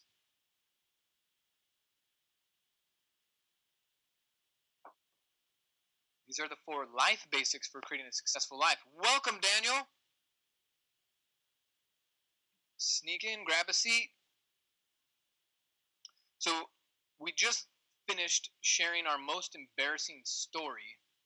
I think I won, but it's actually your turn. So why don't you just take a second and just share an embarrassing story? No, doesn't count. Nice try. Someone else already tried that. Doesn't have to be the most embarrassing, but just something.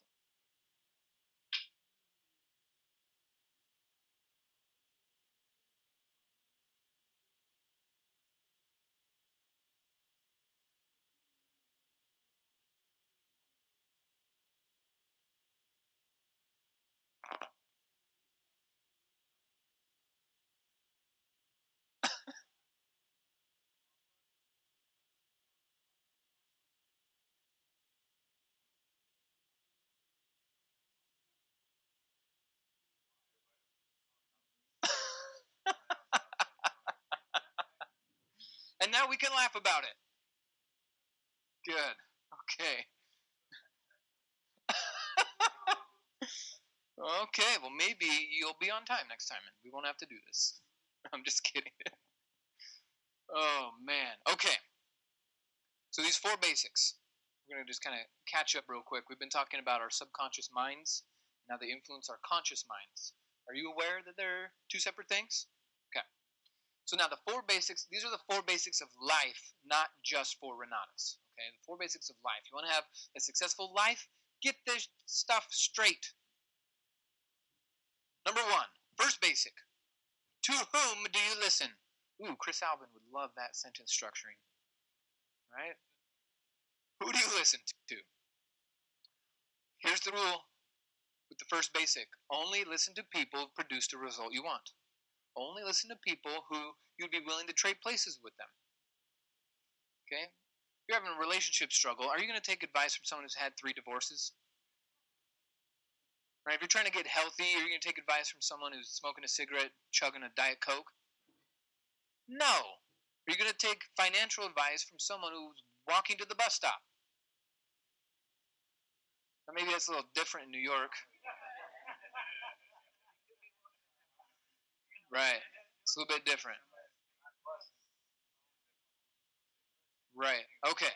So you wouldn't take financial advice from someone who's on welfare. Right? So we only take advice from people who are producing a result we want. We don't have to like them. That's okay. You don't have to like me. Just listen. And maybe you will like me after you listen. But because today's topic is on making money using Renatus' system, that's why I'm here and that's why you're listening. If it was some other topic, I would be listening. Okay? So only listen to people producing a result you want. For example, I want the leadership and loyalty of Bob Snyder, so I listen to him. 22-inch arms by Ron Williams, listen to him. People producing a result you want, listen to them. That's easy. Basic number one, easy. Only listen to people producing a result you want. Number two is the teachability index. So let me ask you real quick. Is Hugh producing a result that you would like? Real estate income, Renatus income, lifestyle freedom. 3 major categories, right? So you don't have to like him. Just listen to him. Yeah, it's just information. Go use it. So now we're coming back to basic number 2, the teachability index. There are 2 scales on the teachability index. What we're looking for, they're both on a scale of 1 to 10. The first one is your willingness to learn and do things differently. And then second is your willingness to accept change.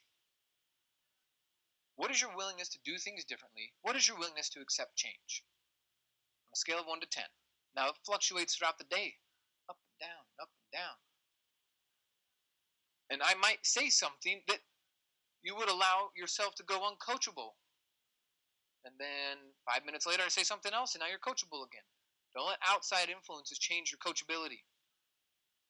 Yes, sir.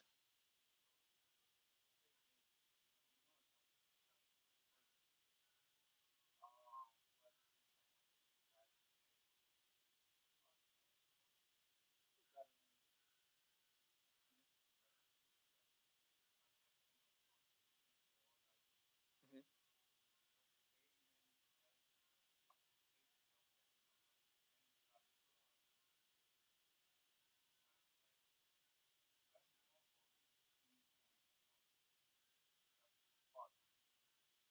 It totally depends on your goal. What are you after? What are you trying to manifest? If they're also doing it better, then yeah, easy. But if not, but it's still a great thing, but it's a different direction, could be a great thing, but if it's a different direction, then pass. Yeah, stay on your direction. Okay. So we were talking today about how we're going to talk to ourselves and our self-image. I'm showing you how to do things differently and encouraging you to accept that change. If you're coachable, cool, you'll take it on. If not, you will repeat last month, last year, last 5 years. You're stuck in repeat. But you got to try on something new. And with the perfect game, it's really easy, right? Rule number 3: no matter the outcome, perfect. This is easy stuff. So stay teachable. There was a guy who's a really productive part of our team now, but he told me the very first meeting he came to, he sat on the front row and we were letting a new student do the presentation, and he wore a Mickey Mouse tie. So it's kind of like, really, dude? But whatever, I don't want to like mess with his psychology right before he goes up. So I didn't say anything. And then about a year later, I'm talking to Cameron, the guy who was on the front row, and he was like, dude, I saw that Mickey Mouse tie, and I was like, this is bullshit. I'm out of here. But I was on the front row, so I had to stay. And then he said he remembered a training he took years ago about teachability. And all he did was ask himself this: am I being teachable right now? And in that moment, he switched, and he actually listened to the speaker instead of getting wrapped up in his tie, and he had a rental property, and he went and fixed it using velocity banking. Cash flow went way through the roof, His wife could quit her job. He's got 2 more things. He's 5-star. He's got teams all over the country now. But if he wasn't coachable, what would have happened? He would have just wandered out of the room and life wouldn't have changed. Okay? So if you feel yourself being resistant to information, ask yourself, am I being teachable right now? How coachable, how teachable am I being right now? And change in that moment if you're not. All right, a few other things about teachability. You can express your teachability and coachability by giving up things. So, how many of you are familiar with what I gave up in order to exchange? I gave up something for money and time. You guys know what it was? It was a world record holding championship video game skill. That's what I had. I was playing video games all day. Is that you too? Oh, okay. That's it. I had to surrender my ego. I had to give that up entirely. What are you willing to give up? Ego. You can have money or ego. Which one do you want? Right? You can't feed your family with ego. Right? If there's a financial crisis, you can be like, well, my ego's huge. Why don't you, can you use this? Right? We've got to surrender that ego. There's no room for ego in this culture. Okay? So what are you willing to give up? But some of you have vices. Netflix binging. Facebook scrolling. You're going to get arthritis in your freaking thumb, guys. Holy crap. People come up to me all the time. Hey, did you see that thing on Facebook? No, I didn't. Not me. Why would I?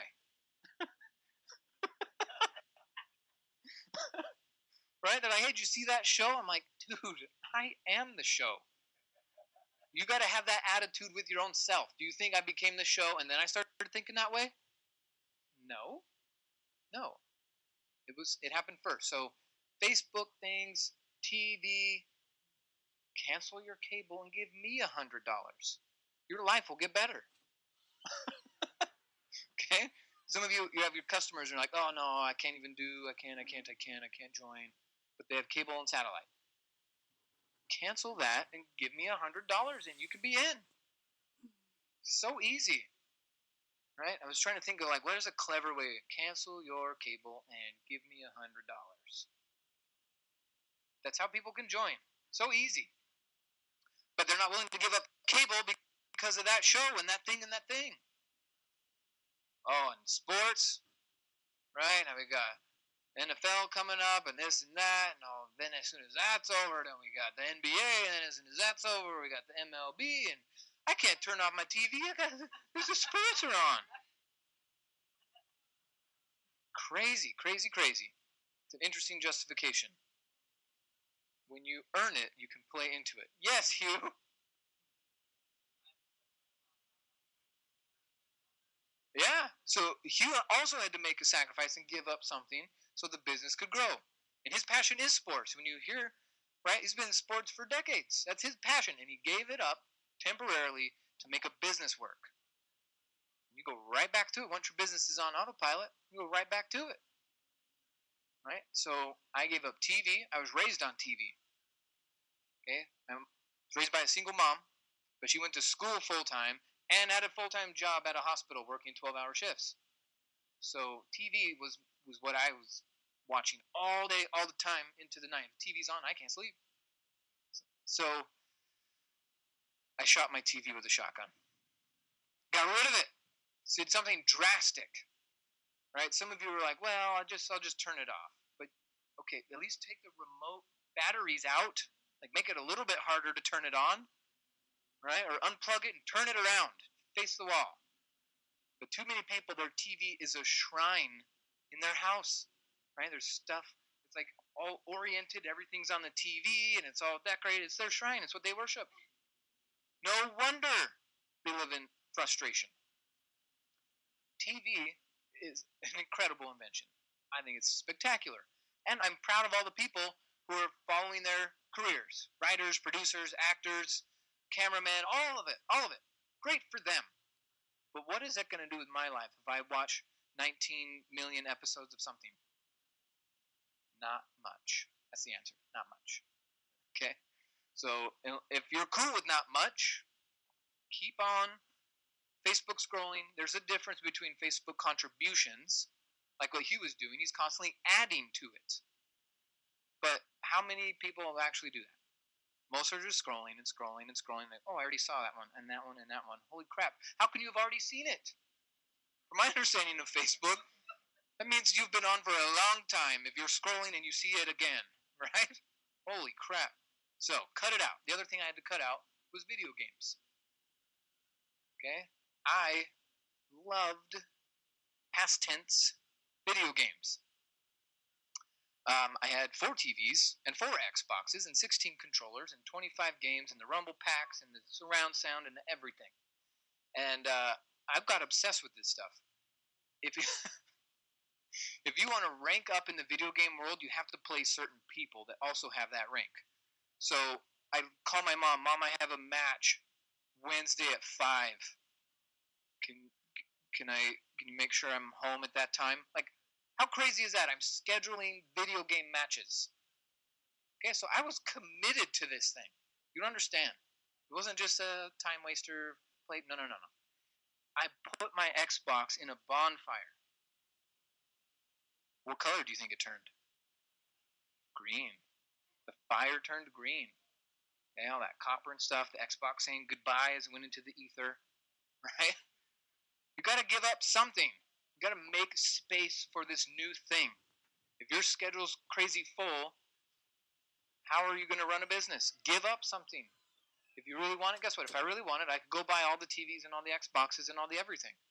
But now I don't even want it.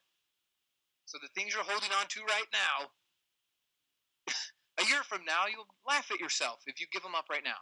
But right now they seem so important because they're so close to you. So give up the TV, give up the Netflix, give up the Facebook scrolling. It's dangerous stuff. Either give it up or shut up. And stop saying you want to change. Stop saying you want more. Okay? Is that fair? Okay? What's up?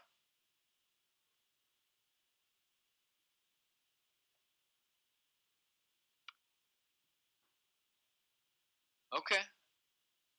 So he was saying sometimes people are afraid of losing friends because that's how they stay connected. Okay, well, yeah, so 2 points. 1, make new real friends. And then 2, if you're on Facebook to make updates and connect with people, that's fine. But that's not how 90% of people are using it.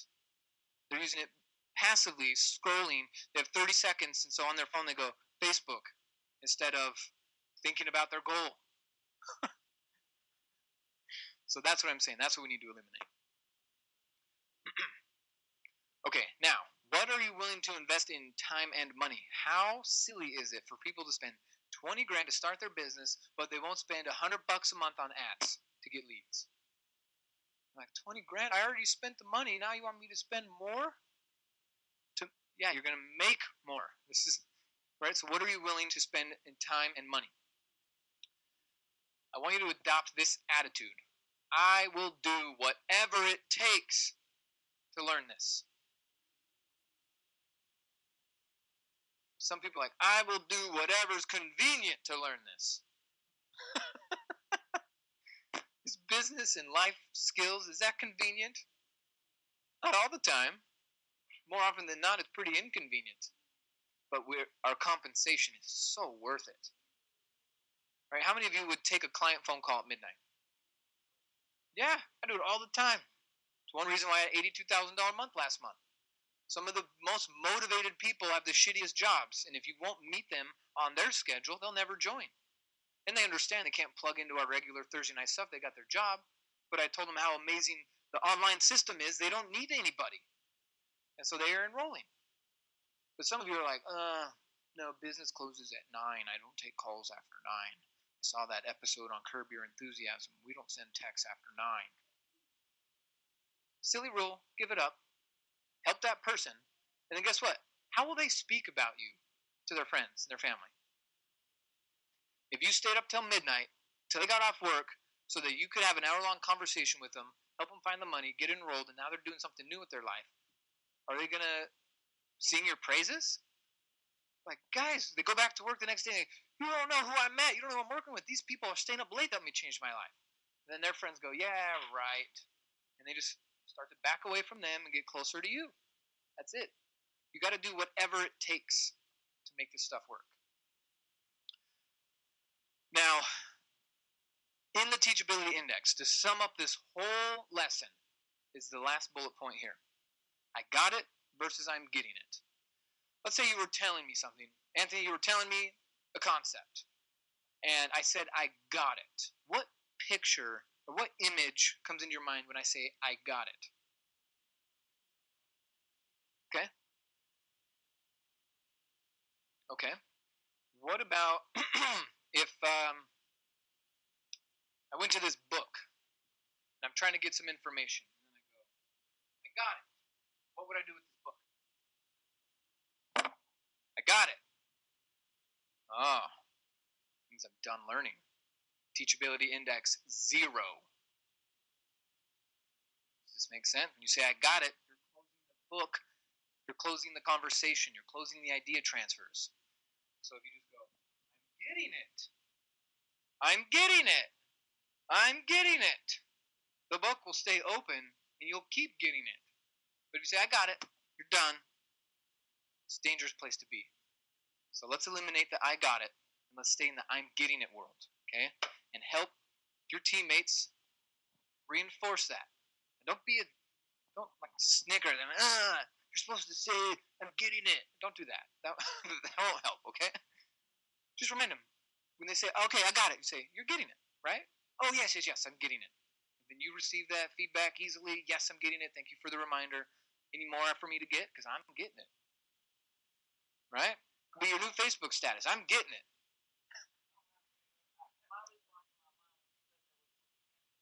Yeah? Right? See, so that's why that statement is so dangerous. I got it. Okay, what'd you get? Prove it. Okay, so if everyone's going to stay and I'm getting it. All right, turn to your neighbor and say, I'm getting it.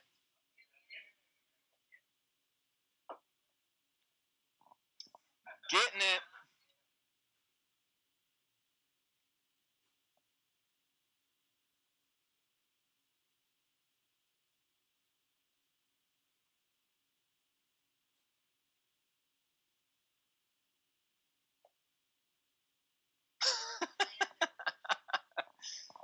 This is so easy, guys. The instructions we give you are to follow, not ponder, not modify. Okay. one of the very helpful things that one of my mentors in Renatus gave me, he said, don't bring me any new ideas until you've made $100,000. It's like, oh, I guess that makes sense because he's made millions in this program. Why would I come? I should just listen to him. I want millions, so I'm just going to do what he says. Made my first 100,000, had some ideas. Now I'm into the millions. Yeah, it's working. Okay, number 3 for the life basic. Remember, this is life stuff.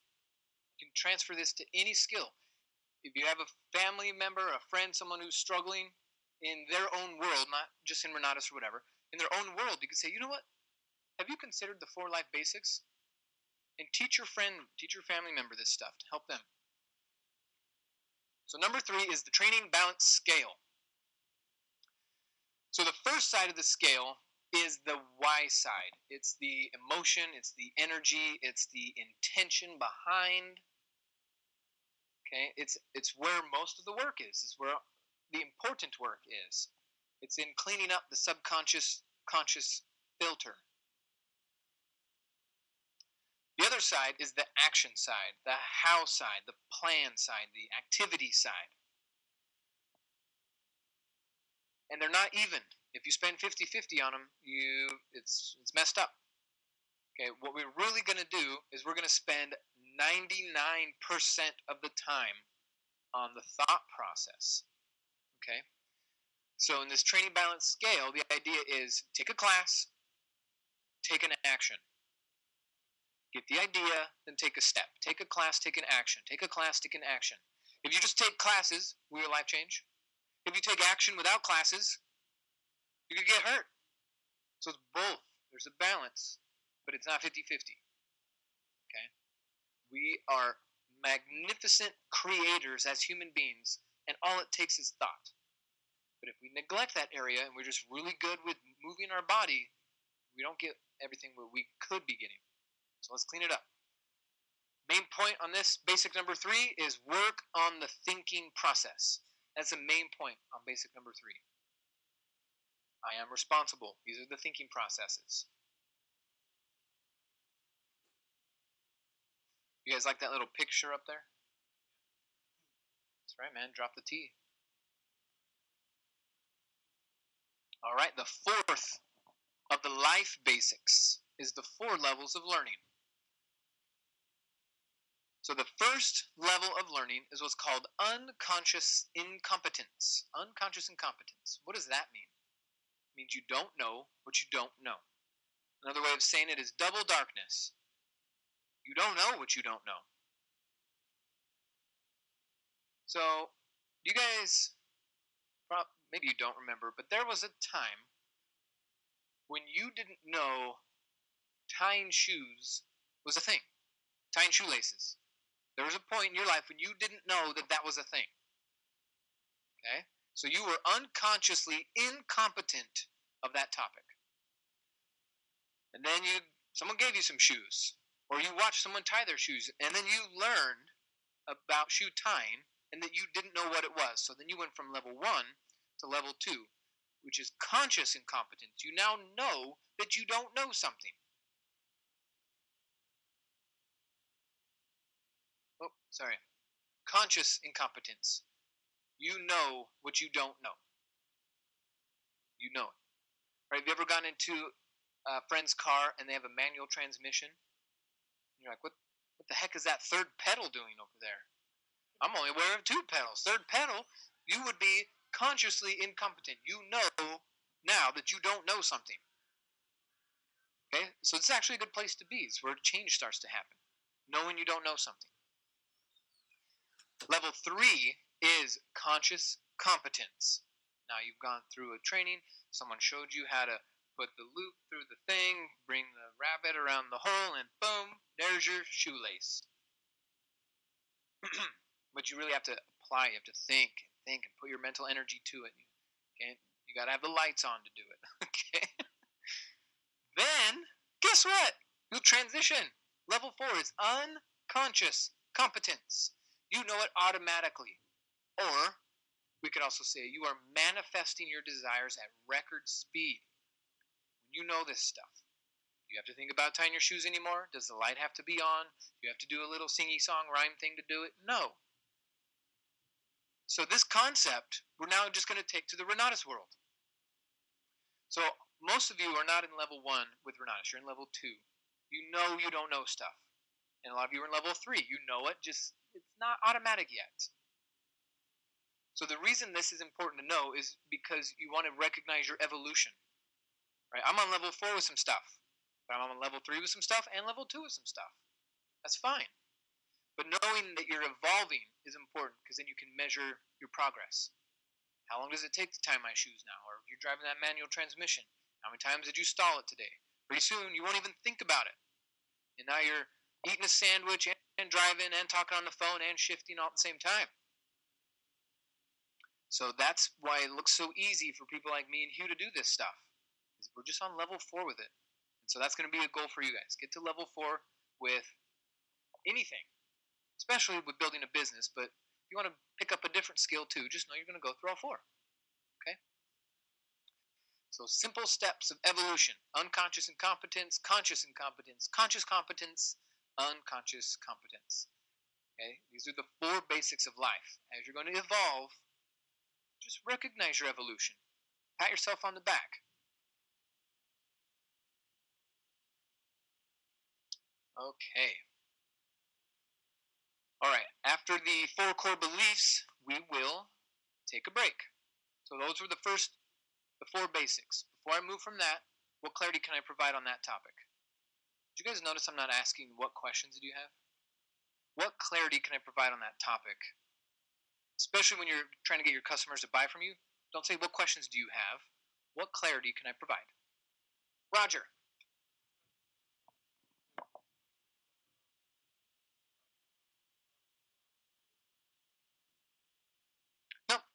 No, it just stays on level 4.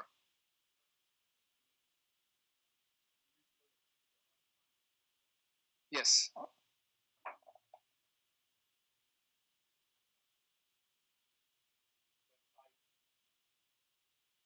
Oh, I guess in a way, because then once you become aware of this level of information, then you learn you don't know certain things, and then it starts over again.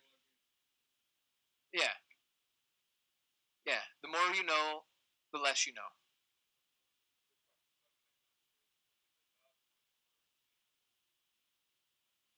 82-3, but yeah.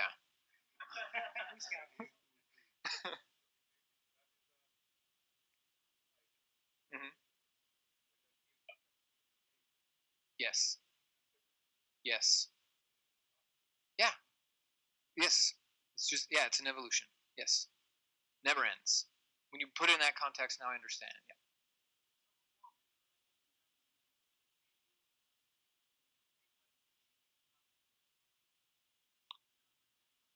I think we should remove the top number. So, like, we have this range we're operating in, right? 68 degrees, 72 degrees. We just want to be comfortable. Remove the top one. There's no way I'm never going to drop below here, but who knows what I could do up here? Right. But also remove the lid. Yeah. Remove that top number. Yep. So if some of you are having a hard time setting your goal for the next year, easy one to double that your subconscious mind can actually entertain is doubling your income. Okay. Don't go for millions, because part of your brain will go, yeah, right. And then you'll be fighting yourself with this doubt, disbelief. So just try to double this year. And then once you go, hey, I doubled my income, what can you do next year? Double that. And then you double that, and then you double that. And that's what I did. Okay? I've just been doubling my income. It gets a little bit harder each year. But that's all right. I can figure it out. Okay, so the 4 core beliefs. When you get to the certain point in the 4 core beliefs, you can say less and make more money. You can say less and get more action out of someone when you have these 4 core beliefs lined up. So the first one is Renatus is the best income opportunity in the country. The best. Here's one reason why. You can use the education to make money. You could sell the education to make money. Our business makes people money. So we're the best. Right? If you go to Amway, anything that you use from them costs you money. But here, ours is education, which will make you money. So we're the best. There's no cap on income. There's no time requirements. We're the best. Number 2 is everybody needs Renatus. Who's everybody? Everybody. In one capacity or another, we can serve everybody.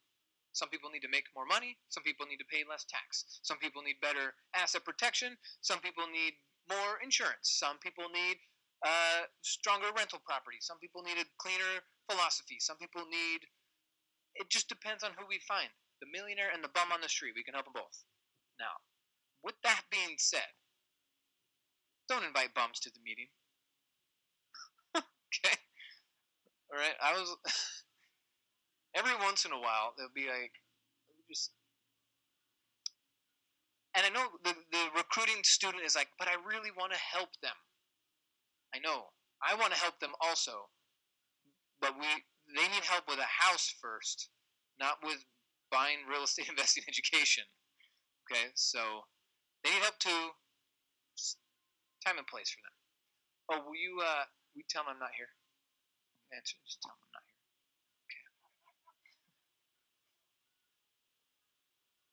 Right. So what we're saying is everybody needs it, but not everybody deserves it. There are some jerks out there that even if they had 120 grand, I wouldn't enroll them because they're jerks. Okay? They might need it, but until they clean up their attitude, I'm not letting them join.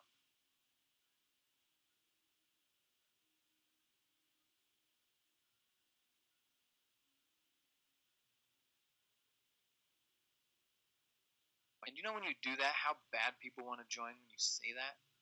You guys.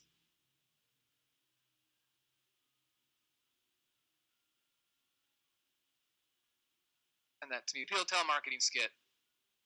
So number 3, 4 core beliefs. Now this is something that you don't need to say, but you can also say and it will help. You don't need to. If it's just part of your core, it comes out. We are doing them a favor. When you're inviting someone to a workshop or to watch a webinar or to come to a house tour or whatever, your attitude and your perspective needs to be that you're doing them a favor. If it's the other way around, then they control the situation. Like when you say, thanks for attending, even that goes against the 3rd core belief. I don't thank people for attending because I believe I'm doing them a favor. So I say, congratulations on being here, overcoming certain obstacles in order to be in this room. Congrats. I don't thank them. Okay? We're doing them a favor. You get in their face, you tell them they're paying too much in tax, too much in interest, you need to watch this webinar. Do them a favor.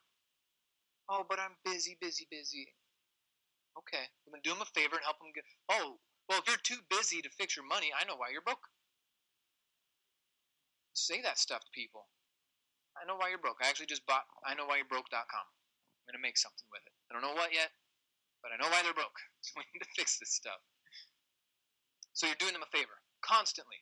And if you have this attitude of I'm doing them a favor, when they decline, you don't get your feelings hurt.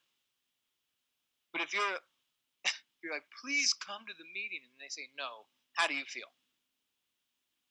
But if you're like, here, take this $100, and they say no, how do you feel? Idiot. Whatever, I was holding it out for you, and you still said no. How more obvious can I make it? Whatever, I was doing you a favor. You got to have that attitude. I'm doing them a favor. And they'll pick up on it. Right? You can still be incredibly nice and follow all the manners and stuff. Okay? And still be doing them a favor. Holding the door, greeting them, making them feel welcome. It's just you're not thanking them for anything. They should be thanking you. But we can congratulate all day. Was it hard to get here today? Were there other distractions and obstacles you could have easily entertained? Yeah, well, congrats on being here. It's working. Now, 4th core belief is it's their loss if they say no. I like to flip it to the positive and say it's their gain when they say yes. Okay, to keep things straight. When you make $10,000 and your customer now has access to a lifetime membership of Renatus training, who is the bigger winner? They're both winners, but who wins more? How long does $10,000 last? Yeah. Okay, so you got 10 grand, and they got a lifetime access to a body of knowledge that's going to change their life forever. Who's the bigger winner? The customer. You got a measly 10 grand. It's not enough, right? But if you go against this and you think, oh no, they said no to me, I just lost. Or it's their gain when they say yes. If you go, woohoo, I got 10 grand, and you forget about them, again, you're going to start repelling people. You want to attract people. So make sure these 4 are in your core, then you actually don't have to say them. How, in inviting people, when you keep getting no's, it gets a little frustrating, right? So I want you to try this on. Insist. Think about when someone has insisted on you. Simple situations are like at a restaurant. Let's say someone orders dessert and you're like, no dessert for me. And then they eat it, take a bite. This is so good. You should try some. You're like, nah. They take another bite. So good. You should try some. Nah. And then they go, I insist you try this. What would you do? You try it, right? Or what about if I'm holding the door open for you? And I'm like, go ahead. And they're like, no, you go ahead. And I say, no, you go ahead. I insist. Then you would go, right? The insister gets what they want. So insist people watch the webinars. Insist people come to these trainings. Insist people try something new. I insist. Just those 2 words. You'll get more action out of people. Oh, well, if you're insisting, shit, I didn't know. And then think about if they get judged by their friend. What, you went to that thing? They go, dude, he insisted. Oh, okay. Right? So like, There's some grace involved with insisting. So will you all insist that more people attend? Right? And more importantly, insist they take control of their life. That's what we're insisting on. Right? At the end of the day, Hugh and I, we don't need credit. Trophies are great, but we want to know that we're changing people's lives. So that's something that you're going to be able to be proud of for years and years to come, that you helped someone on a new path. And you may have had to insist that they get out of their own way or they don't listen to their mom's advice. Right? You guys notice mom's advice doesn't really help with building a business? What does mom say about talking to strangers? How would today have gone if I listened to my mom? Okay, so sometimes mom's advice doesn't help. I insist you try something new. I insist you take back your existence so you don't die like a punk. You ever said that to somebody? Okay. This is powerful stuff, guys. So the 4 core beliefs, if it's in your core, it just comes out, people pick up on it. Now every once in a while they don't. Someone will cancel last minute. And I'll just say, man, I was trying to do you a favor. What? You were doing me a favor? Okay, I'll make it next week. Or if they say, you know what, it's not for me. Okay, your loss. Try these things out in your texts and in your emails or even on the phone. Hey, you know what? I got the best income opportunity in the country. It's incredible. In fact, everybody needs this. Man, and I'm really glad you picked it up, man. I'm doing you a favor by inviting you. It is by invite only. But you know what? If you don't come, your loss. All 4 in one invitation. Okay? Just make sure they're a part of your belief system. And then people will pick up on it. And they go, wow, you really mean this. Yes, I do. Get over here. Let's make a change. The math. Guys, if you do the math, you will insist your friends make a change. Or you are a shitty friend. I really like I could say shit a lot. It's fun. Am I doing the right amount for New York? Is this... Okay. Not yet? Oh, my goodness. Okay. 4 core beliefs. Get them straight. Get them organized. Okay? Okay, right on. Okay, when we come back, we're going to go into the 4 MMAs, the money-making activities, and then the 4 success levers, okay? What I want you to do right now is look at your notes, highlight something that had a big impact on you this morning. Go back through, look at a line, look at a bullet point or something, and say, you know what? I got to take this home with me. I got to share this with somebody. This is gold. This is platinum. You got some gold? Nice. 6 pages of gold.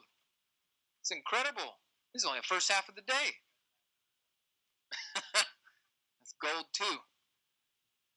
Okay, so if you guys have found your gold, I'm going to turn it back over to Mr. Z. Thank you, guys. All right, let's give Michael a big round of applause.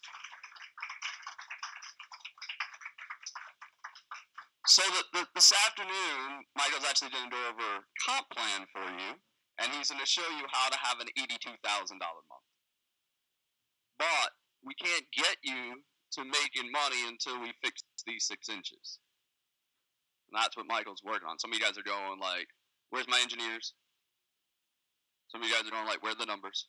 I didn't see any numbers. But what we don't understand is that we got to fix this first, and then the numbers come. Right? And I didn't understand that. It took me 2 years to get that. Right? It took me 2 years that I got to change this, and then the numbers come. So some of you guys are going, well, that's cool and all, but I didn't learn how to make 82 grand. But that's what we're going to do this afternoon. Does that sound good? This afternoon, we'll go over some of the terms that Mike was talking about, show you guys how you can do that, right? And actually, in the next 30 days, put 10 grand in your pocket. Would that be all right? Some of you guys are, obviously you get paid more than that at your job because you weren't excited. Is that correct? So and when you come back after lunch, you can learn how to put 10 grand in your pocket in the next 30 days. Is that exciting? All right, just check it. All right, so here's what we're going to do. It's New York City, so there's everything everywhere. You can get Chipotle, you can get burgers, you can get a little bit of everything everywhere. So it's fast, right? So we're going to give you guys 45 minutes And then we're going to start off. What we say about being late. Be a cleaner, and then you got to tell an embarrassing story, right? And we're recording these, so then we will send them to your friends on Facebook. Just joking. All right, you got 45 minutes. Now here's the thing. There's one elevator. So go down the stairs. It's faster. When you come back, you can take the elevator. Because when all 50 guys try and go, and there's one little elevator that we call the sideways elevator, it's going to take a long time. Does that make sense? All right, guys, you got 45 minutes. Come back. We'll show you comp plan. We'll show you how to get paid. And we'll see you guys online. You guys at home, just make your lunch. But Michelle's in Hawaii, so it's now breakfast time.